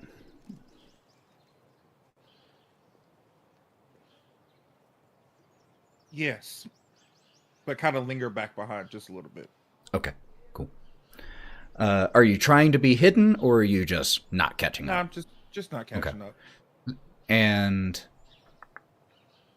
then we are going to Actually, I would love one person from each group to roll for me to see which group we deal with first. So, Kieren, D20, please. Either Bodie or Melon. Bodie, why don't you do it? All right. Bodie, D20, You please. said D20? Yep, and either Wraught or Otto, D20, please. What? Otto, why don't you do it? Natural 20. I also rolled a 20. Oh, What? wow. Waste your 20s How on did this. that happen? Wow, so cool. I don't believe you. Fuck you. I rolled in. If true, that is a 1 in 8,000 chance, and I fucking love y'all for that. Fuck We'll do it you. again. I'll Okay, get no, different I am dice. going to tell 3 stories simultaneously. We got a 3. Well, because there were 3 separate groups. I rolled again. I got 9. We'll just go back. 9? From there. All right. God, if that oh, that's insane. That is unreal. All right. Guys, buy my dice. They roll 20s. Apparently. Jesus. Bodie? Otto? I had 20. Right. Re-roll. Because you all tied. re-roll. Okay. Oh, got it. 18. 2. 2. All right. Then 18. We continue to follow Wraught and Will with Otto just behind. And the 3 of you were heading to find the mayor, yes? Which means, actually, for the most part, Bodie and Melon are not that far ahead because you all are heading towards Blackberry Row. So, as the... So we get to hear about all the people they blasted through complaining about them. I mean, they definitely do get some looks, just a turtle and a Leonin walking along. But eventually all split, and the group of 3, including Will, heads to find Voro Tyric. And as you're walking here in Blackberry Row, you both of you make me perception checks. Otto, how do we want to do this? I mean, I've met him, you've met him, he's what he is. Tell him the truth. I told him beforehand what we went. I already told him why we were going to get the kids anyway, and that he knows that they were coming. So we're just going to tell him you succeeded. I mean, do you want to take point on this one? You got your little droopy ears going on. Yeah. Or do you want me to talk to him? I don't care. You're not good with people, like, at all. Excuse me, I'm very good with people, just not you. Specifically, you. Will is just, like, eyes flicking back and forth between the 2 of you. You can't even bargain for a room, let alone talk to somebody about asking for directions. I just saved 10 children. Oh, nice. Take it off your tally. I will. So You I've got got, time what, to go. 9 more? Yeah, whatever. I'll delete. 13 on the perception check. All right. I was just making a roll for 10. a roll for Will here, and I rolled a 1 for Lamorna. Got nat 20 for Will. Why was Lamorna No, roll- remember oh, gosh. when during Yes, that. sorry. yeah. I was like, she's here too? Will watches this exchange, and as you start to, like, walk off first, Otto, he kind of really quickly runs and just gets right in front of you and says, "Hey, wait. Otto, Yeah. what am I? What do you Will? think of me? When you look at me,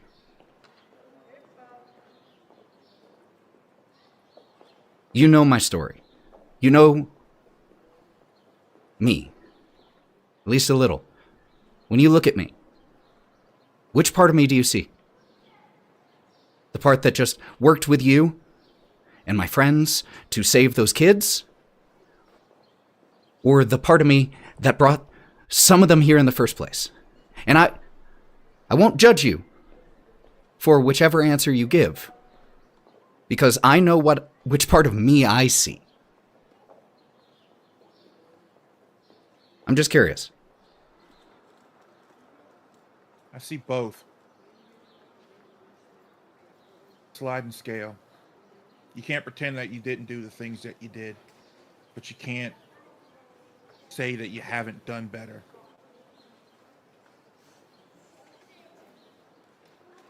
And right now, I'm helping the one who has decided to help those kids. But I know that you were that person at one point in time that brought those kids here. You're trying to do right. You're trying to make up for the things that you did wrong because you admit it and you want to make things right. You don't make jokes about it. You don't make little snide comments about it. But the thing is, that's who you are. That's the person who's wanting to do better. So I'm going to try and get you a home here because I keep my word, and that is who the person I am. Am I hurting? Yes, I fucking am. It's literally been a day since I found that out. Oh, shit. Okay? Yeah. A day. Oh, that's a lot. Yeah. Yeah. Oh. So I'm trying to process a fuck ton of grief that supposedly I thought was my fault. Okay? I've been working with the same person, same 3 people this entire time. So I'm really having a hard time processing this, but I'm doing the best I can right now. So please. I'm going to step up from behind Will. How was it your fault? It's my How fault. did you ever think it was your fault? Because I told him to go that way. To cut time. To make it faster. You know when it's your fault? When you hold the knife. Otto. That was never, ever your fault. And if you feel any guilt about that, you can get rid of it. Because we don't need it as extra baggage where we're going. Let's find the mayor.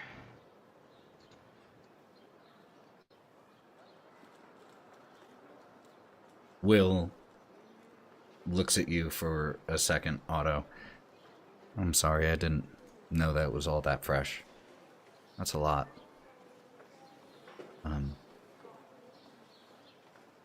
And he just really suddenly wraps you and gives you a hug. And just pushes away from you. Gives you a nod and... So, Mayor? Tabitha. Actually, Will. Not that we're going to do it. Never an option. But Scabatha asked us to turn you in for the Leafy Stone. We were never going to do it, though. Well, wouldn't have really blamed you that much if you had. Glad you didn't, though. Yeah.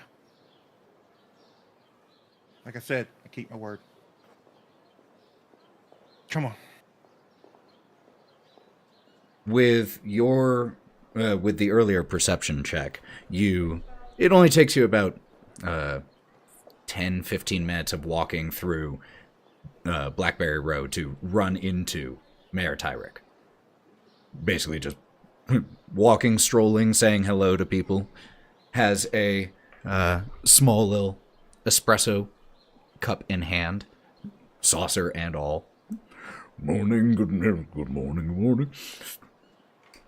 Oh! As he sees the 3 of you. You all saying anything as you approach? Hey, Mayor! Isn't it afternoon? I mean, it took you... Yeah. I mean, you left Morning, in the morning. It's It brunch. takes, No, it's yeah. I'm like specifically. I'm like 12:05. Isn't Oh. it afternoon? Oh, Brunch. looks down. Oh, Thank you for correcting me. Goodness, how embarrassing of me. Good afternoon, he says to the next person who walks by. Much better, yes. Knew it felt off. Very dignified. Oh, you were, last I knew. How did all fare? Well, we saved the kids. Remember the agreement that I had? And you can see that it takes him a second to remember it, and actually, yeah, eventually he does. But yes, of course.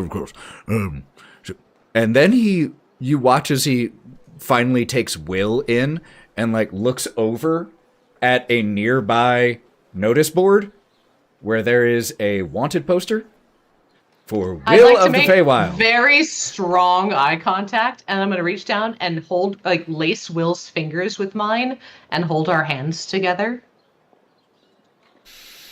How about I buy you all a coffee or tea and you tell me everything? It's afternoon. It's afternoon. It's time for cocktails. Your wish, my command.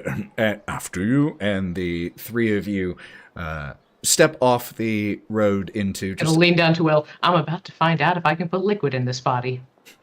a little cafe where there are umbrellas that look like different mushroom caps that are set up here and spinning ever so slowly, opposite direction of the wind. And as the four of you settle down at a table out here, a server coming over, getting orders and all of that, we cut over to Kieren. Kieren, you went running for the woodcutter's axe. And, one sec. I assume I would have made sure I had the snark horn too. Oh, yes, I would certainly imagine so. One sec, let me put something on. Otto would have handed everything over to you necessary for the thing. Otto, you're doing peak, by the way. There we go. All right. You walk into the woodcutter's axe, and Sam, the winter ladron, is at work when you enter in. Doesn't even seem to take notice of you at first. He's gonna mosey up to the counter and lean against it, and just watch Sam work for a second. His hair is white at the scalp and very quickly goes blue. Got a scruffy white beard, but he looks incredibly fair, not incredibly young, but incredibly fair, and looks, under middle age. Unearthly beautiful. Under middle age for an Eladrin, and eventually takes notice of you and stops as he was working on making what looks like a more decorative, or actually there are several newly minted, newly made weapons that are leaned nearby, and as he sees you, sets the piece he was working on aside and grabs a cloth, wipes sweat off. Oh, don't mind me. Was there something you needed other than the show? Well, yes, but I think I'm about to make your day. Right. This could go a couple ways. Why don't you tell me? How'd you like to learn how to make a Leafy stone? You found out how? Yeah, damn right we did. How? Ah, see, that's the question right there. So, I've got on me a recipe and a snark horn. That should be the key ingredient for you right there. So, If you want to try your hand at a new skill, we'd be the happy recipients of the product. Do you have the instructions? He's gonna hold up the note between his fingers. Goes to take it. Kai lets him take it. Unfurls it and changes the angle he's at so that he can read it and starts talking a little under his breath. Looks at the... Did you pull out the snark horn, or did you just say you have it? I've got it, on the counter next to me. Well, that does make sense why they use unicorn horns, but yeah, I mean, a snark horn should work too. Okay. Whew. It's complicated, but I'm pretty sure I have everything here that I would need to try it. I've got a few more orders with swords to put out for the guard, but... Well, we're in no hurry. But, learning new skills takes a hot second, so... He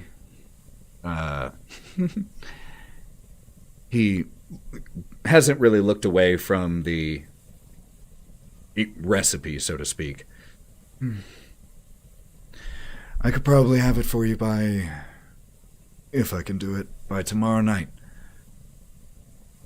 Can I ask you something, though? Shoot, I'm standing here. Why do you want to go to Yon?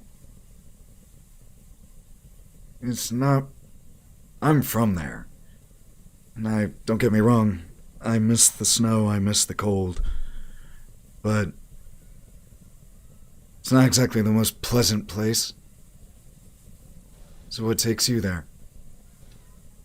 Tell you what, I'll tell you why if you tell me what I should expect there.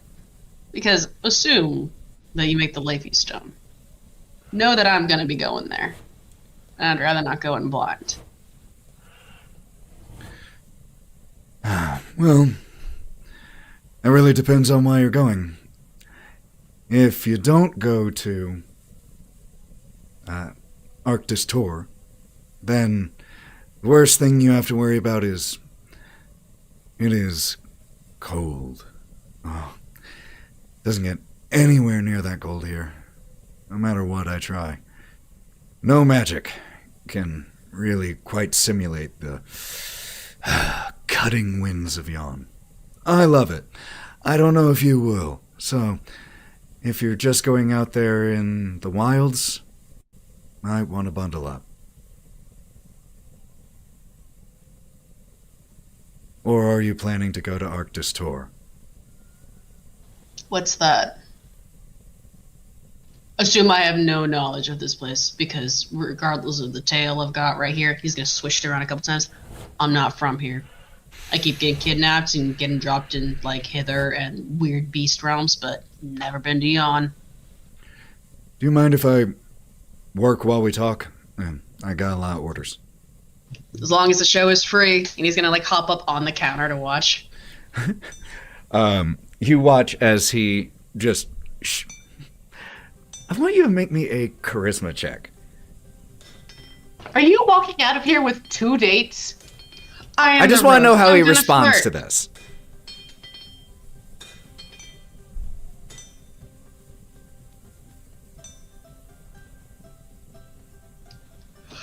Fucking 20 again! So 23. Look, Joe, you can look at it right here. Right here, it's my little green dice. It's the Kai dice. I mean, I have rolled 3 in a row, man. I've never done 9. 4 in a row yet. I haven't hit that, 1 in... I don't know. I've done 3 now. I'm blaming D&D Beyond for all those other ones. It wasn't even my fault. Crazy. Oh, shit. But he, as you say that, he, gives a shake of his head, but he also gives a smile, and, does angle his work in such a way that the lighting is very complimentary of his arms. Whether that is intentional or not, who's to say? But the show... A real master craftsman at his work. The show ain't bad, so to speak. But as he gets to work, the Winter Court has its seat in Arctistor, and it's full of backstabbing nobles vying for power. I assume you know that that Queen Mab is in charge, and there are some people who... The Winter Court is nuanced. Yes, there's backstabbing, but it's derivative to simply say that it's all evil. Just that it operates with very different values. So. Well, like I said, stabbing someone in the back isn't necessarily seen as a fault. It's a necessary method sometimes, and depending on the way that you did it, maybe even will earn you respect. People lie. I think I cursed or a joke there, but, I feel like that's already come and gone. Question for you, though. In both the realms we've been to so far, seems like a hag's kind of come into a fair amount of power. Is that the case for Jan? I can't say. I came here before them. I do know there is a third member of their coven. I do know that she resides in Jan. How much power she has, I can't imagine Queen Mab deliberately relinquishing much of it. And if she tried to go up against the Queen, well, then maybe there are only 2 members of the coven.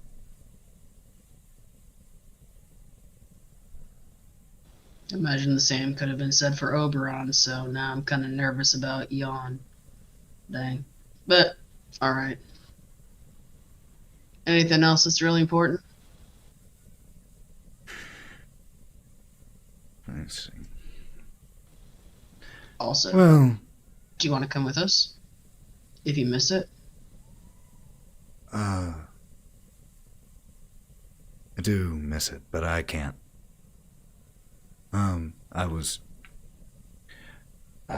It's not safe for me to be there anymore, so that's why I'm here. Fair. As for something else to know... Well, actually, come to think of it, there's this, rare metal. You can only find it in Jan. Cold iron? It's particularly... Fae don't like it at all.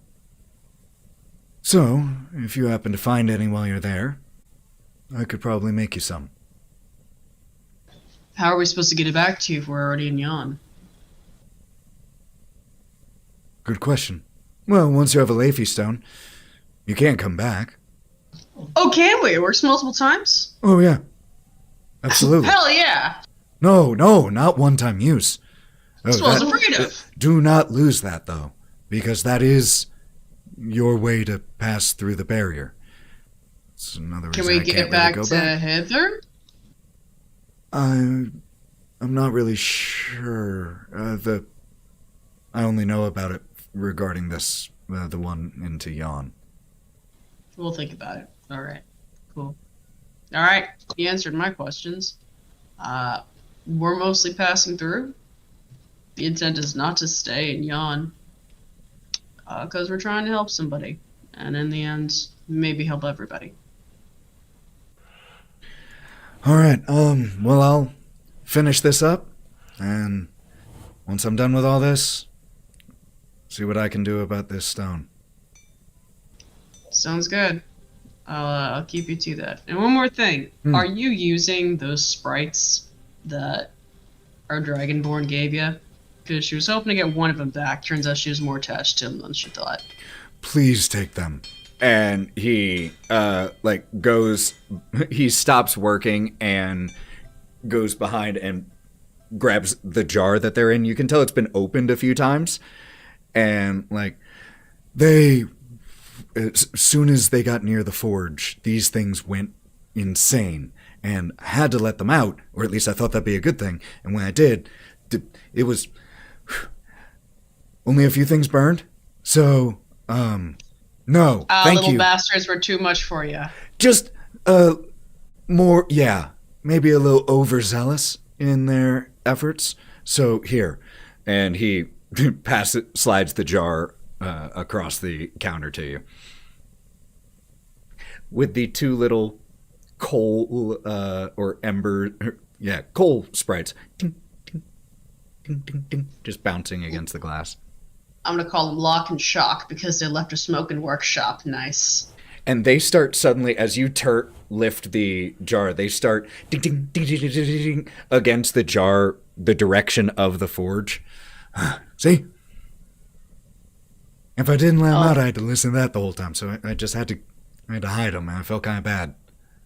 That's fair. I'll give them back to her.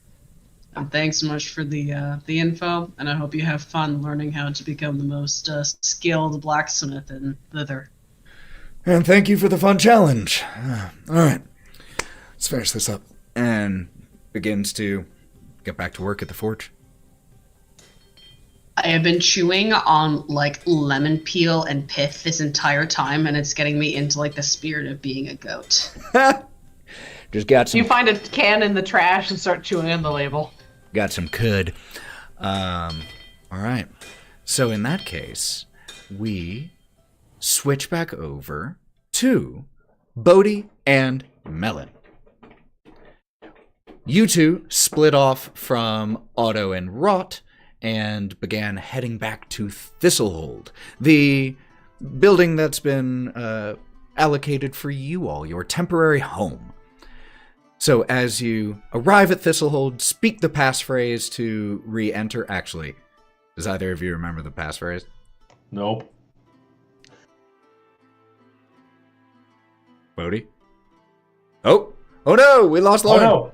Technical difficulty. I thought she was Let's looking. just what if Bodie remembers the passphrase? Do any of you remember it? It's been too long. Ethan, do we want to go to break real quick as we fix this technical difficulty? We've already had a break. No. Hey. I'm fade out. It's all good. It's all good. Yeah, okay. She will reset here in just a second. So yeah, we will take a very quick break while Lauren resets her camera. As soon as she is back on, we will be right back. It isn't a stream if there aren't technical difficulties. BRB.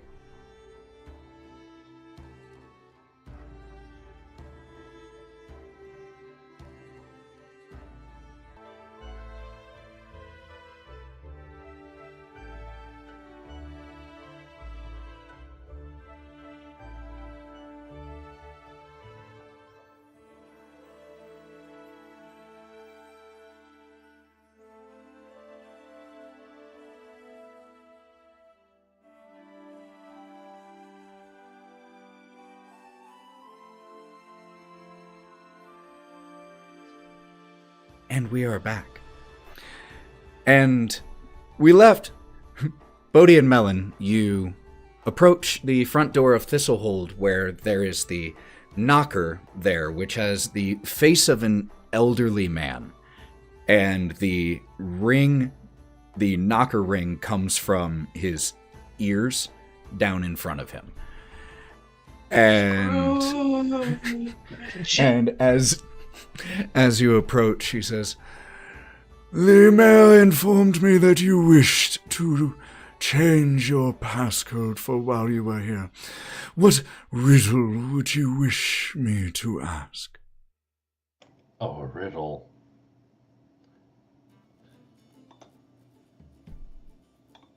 I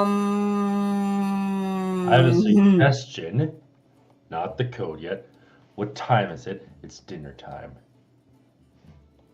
The riddle you wish me to ask? Suggestion? No. I'm speaking with Bodie right now. Oh, Just workshopping I something. I beg your pardon. I'm sorry. No. No. Oh, wait. Oh. I'm so sorry. No, we're just workshopping something right now. Oh, okay. Yeah, sorry about that. He didn't mean to. Anyway, so you want? I'm gonna lay it flat with you. I'm not really good at riddles, so I don't remember any. Neither am I, but I always know it's dinner time. So I guess that's helpful to us. You better go ahead and tell him. And So I guess we work backwards from that. What's a riddle we can make around dinner time is the answer. what did you say? What is eating time? Oh, dinner time. You'll get No. there. Maybe you get it wrong a couple times, but you'll get it eventually. Maybe that's bad security. I don't know. Oh no. I'm kind of starting to sweat a little bit. Same. I'm not good at thinking. Yeah, I just wanted to This cook. hurts. Question, Tor. I perhaps could suggest some possible riddles. That would be really great. And Bodie just leans in a little too close to the door. Now go. I was gonna try to put my hand on it. It's like it starts to sink in a little bit and probably back out. I've never been touched that way before. I'm sorry, that's new too. You want me to go or? I was gonna. And as Bodie, as you like turn and the knocker looks at your shell, Oh, I have a perfect suggestion for you. Oh, I like this one. What kind of room can you never enter? Outside. Wait, no, you can exit the house outside. A mushroom.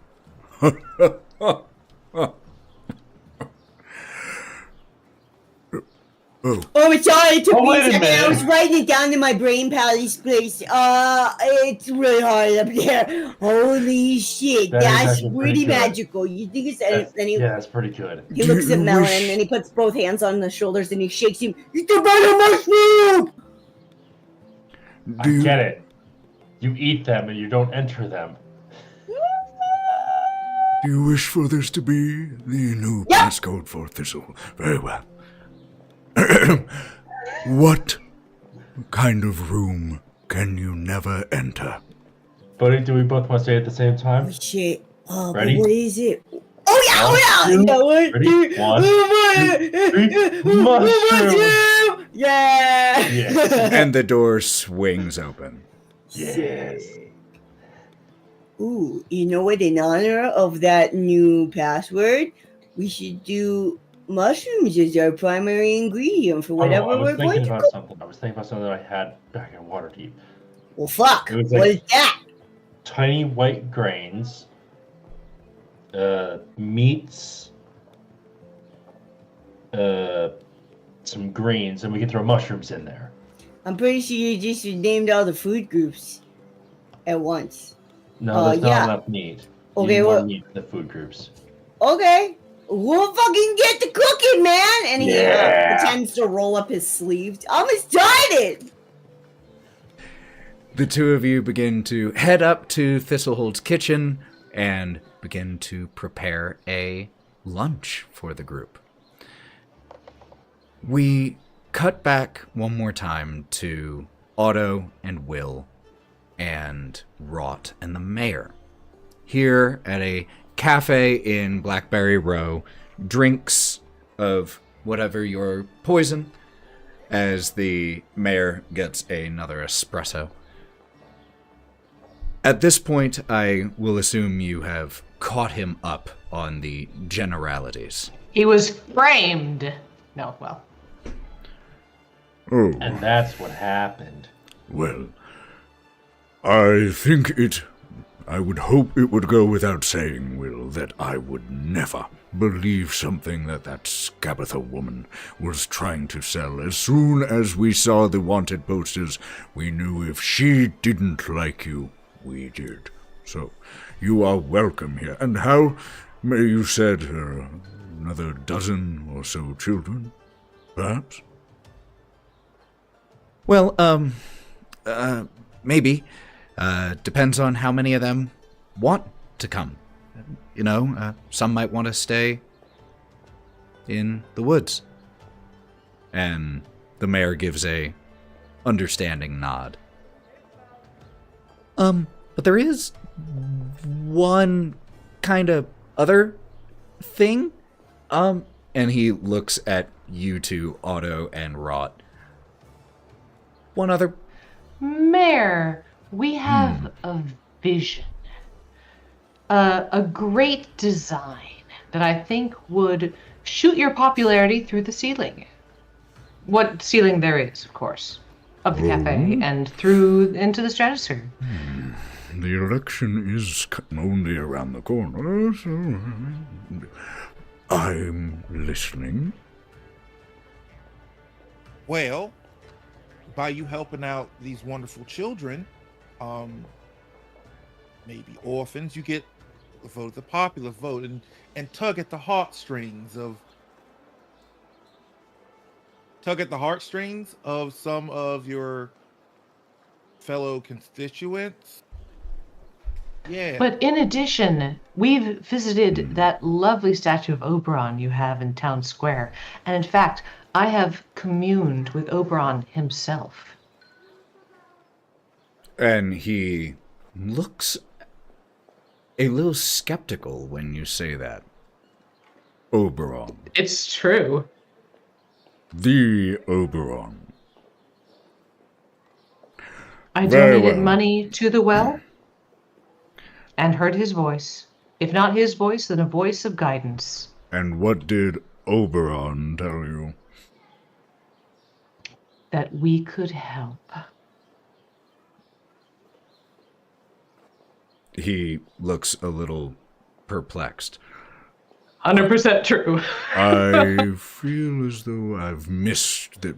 You said there was something else. And he gestures towards Will, and Will looks to the two of you and starts like making this gesture with his hand, spreading his fingers apart and just mouthing, "Little oak, little oak." There's a tree that lives deep inside the forest there that protected these young ones, Will and his crew, and the rest of the children that we helped. Little Now, oak. Yes, little oak. Sorry. An ent. Mm-hmm. Now, what we Treant, wanted to legally do- distinct from the Tolkien universe. Don't sue us, Tolkien Estate. Treant. It would do that. Well, what we would like to do is create a liaison. Haven. between them. A haven. A haven, yes. Perhaps in Town Square, near the statue of Oberon, where it would show the statue and the tree together in harmony of nature. I to understand that you wish this treant, little Oak. Little oak. to come here into town as well as the children? Indeed. We've informed Little Oak about the issue that the town has been having with the rifts in time and space. And he's interested in helping the town and acting as a protector. Make me. Either one of you can roll with advantage, or both of you can roll. Persuasion.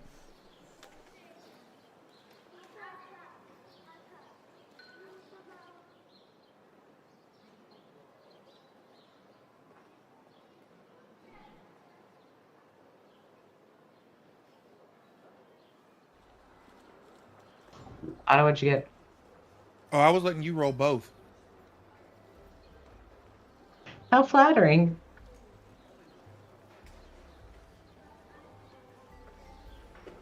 That was better than my first one. That's a 17 plus 6 for a 23. Woo-hoo-hoo-hoo. And he rests his hands on his gut, tapping his thumbs in thought. Yes, extra protection, beautification of the town as well. A 2-for-1. In fact, you might be able to call it a botanical garden in the center of town. That brings in tourists. Garden, but also a powerful ally in these dangerous times. Yes, this is a very well. How large a tree? He comes with a built-in play park for the children of the town. So they'd actually have their own. Well, the kids who. Oh, a public park. Yep. Depending on the size of oak, little oak, if he is indeed little, we may. He's oak-sized. Yes. Grand, mature trees. I do think this is a wise idea. We would. Please. Will, would you do me the honor of conveying to Mr. Little Oak that it would be our pleasure to call him a citizen and resident of Vale Crossing? And, as we had agreed, as many of the children, yourself included, we have many families and here. a lot of pigs and cats. Well, I know someone who will be very happy to hear that. You can't eat them. No, Pigs. no, Elise. And you remember Elise's exotic companions, the wagon right outside of town. I'm sure she will be happy to help find homes for every single one of them as well. So, sounds like everything worked out.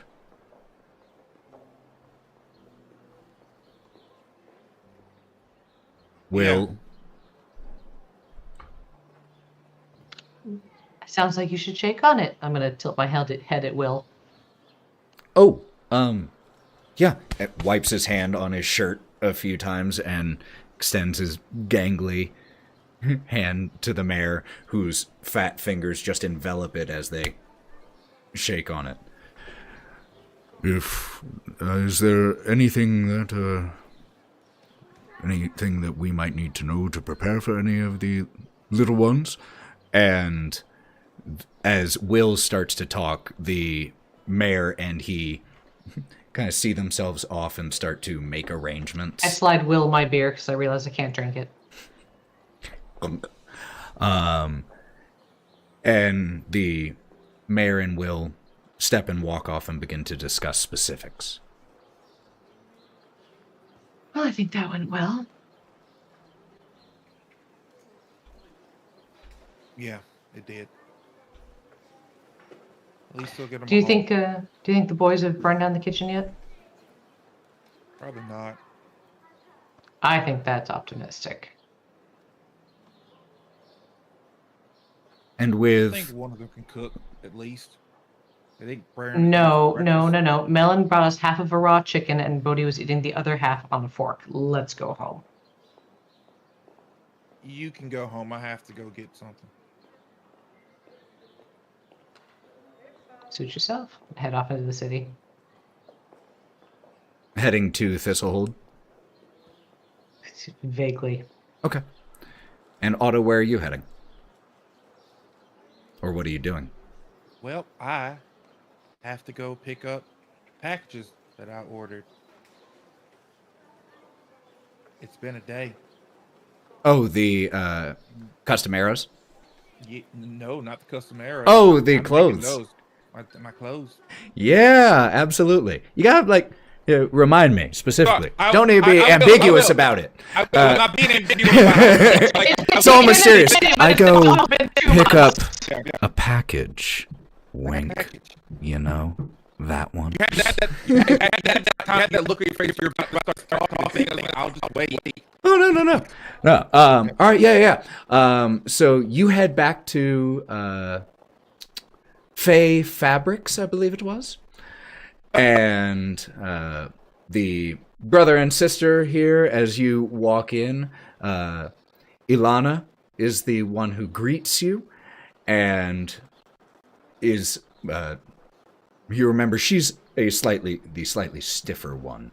And as soon as she sees you, she clocks you and just bends down, and beautifully wrapped in like glittering tissue paper, basically, this bundle of clothes, and slides it over. And as Sebastian walks out from behind, having heard the tinkling bell, shouldn't even need to try it on. I have a 100% guarantee that my measurements and sizing will be perfect. Is this mine and Bodie's? Oh, you need his as well. Hold on. Yep. And goes to grab what Bodie had ordered. Gets that for you as well. I might actually need to resize his... the shell, and it's the moss on the back is sometimes a little difficult to account for, so if there are any issues, please do not, and he gets very serious about this, do not hesitate to come back. I won't have you walking around town with one of my creations that doesn't fit right. So if it doesn't fit right, come back. Not wearing it. Bring it back, and I'll fix it for you. All right, no problem. Thank you. As you see, like, there's all the outfit that he currently has is like torn where the teeth marks have been, and just battle damage. The cloak is fine. Cloak is 100% great. But just the outfit. Thanks. Did you need that sewn up? No, I'm never going to wear this again. My last clothes got stolen, and I've been wearing this other. That's probably here, a good idea, never to wear it. It's Yep. Probably shouldn't have worn it in the first place. Yeah. I've been naked. Well, you'll look wonderful now. Have a great day. Thanks. And with Otto, new clothing for two of you in tow, the two of you already in Thistlehold, Kieren heading that way from the blacksmith shop, and Wraught heading that way, with everyone converging on Thistlehold. That is where we will close for tonight and pick up next time, which, speaking of, I believe will be the 1st, because we're going to be off next weekend, but we will be back 1st of March. Thank you all so much for being here for the stream, and thank you, friends, for telling this wonderful story. It is an honor and a pleasure every single time. So, does anyone have any end of stream announcements? Want to shout out where people can find you? Yeah, Mav. Hey guys, happy Black History Month. It's your friendly neighborhood black guy here.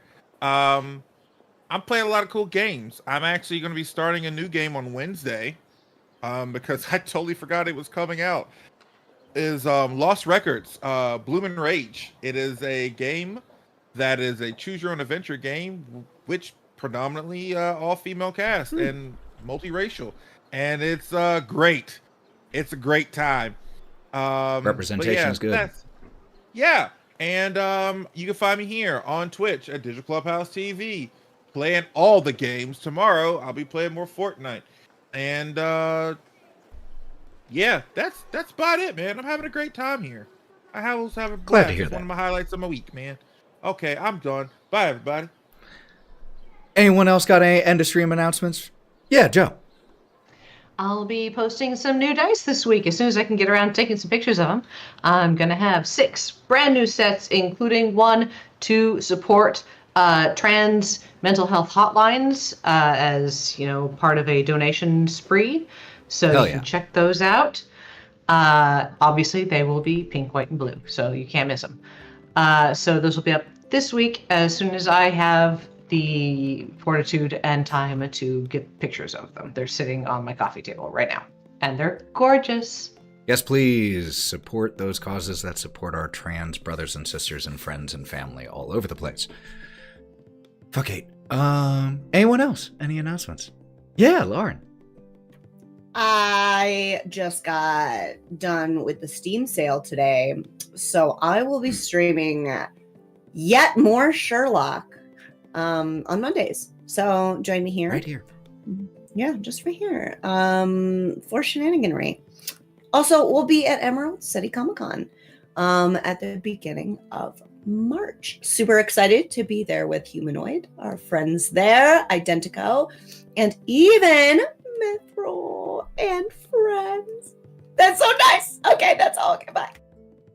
Hopefully the pipe doesn't burst like it just did at Katsu. Ooh, brutal. Oh no.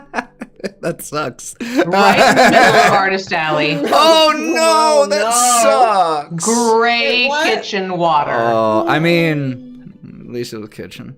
That doesn't make it much better. It's a little better. Food water. Yeah. Any other final announcements, Morgan, Sarah? If not, in about 5 days on the 19th, we are going to be doing here on the stream an Our Brilliant Ruin one-shot with two of the individuals responsible for creating this game, including the head writer, Rachel J. Wilkinson. So you should absolutely come check that out. It's a very cool system and a very cool world where it is the end of the world and everyone knows it and there's no saving it. So some people are partying and some people are very upset that those people are partying, all the while there are now horrible things in the world like werewolves, vampires, and eldritch monstrosities. So many talented people. I luck out. It's entirely luck. I mean, obviously we're the most talented, but these guys are pretty fancy. We also, we'll be on Identico's Twitch on Tuesday for our regular every other week game there. We have, let's see, Lords of Sin is going to be starting here in March, a bi-weekly for about 10 to 12 episodes, high-level D&D 5e mini campaign. You got a hell of a crew there, too. Yes, an incredible crew where they are going to be trying to take down the Lords of Sin, one lord representing every who's sin. in it? That is going to be, actually, that'll get announced here in a little bit. Hold on for that. It's a secret. Hold on for that. I'll give you guys one hint. It isn't me. Lauren is That's not actually shocking. Lauren is not in it. So we are going to start a raid here, y'all. Thank you so much for being here. We appreciate you. Take care of yourselves. It's a tough time out there for a lot of people. Even if it's not for you, please appreciate that it is for a lot of people. And be good to each other. Be kind whenever you have the choice, and you almost always have the choice. So choose that as often as possible. And until we see you... Huh? Oops. And plus, it's like, if you're feeling overwhelmed with all the news, just shut off for a couple of hours. That is totally allowed and very healthy. The news is still going to be there. It will. You can catch up. Go recharge because we need you. So recharge when you can. And until we see you next time, take care of yourselves, be good, we love you, and stay wild. Bye, friends. See y'all next time.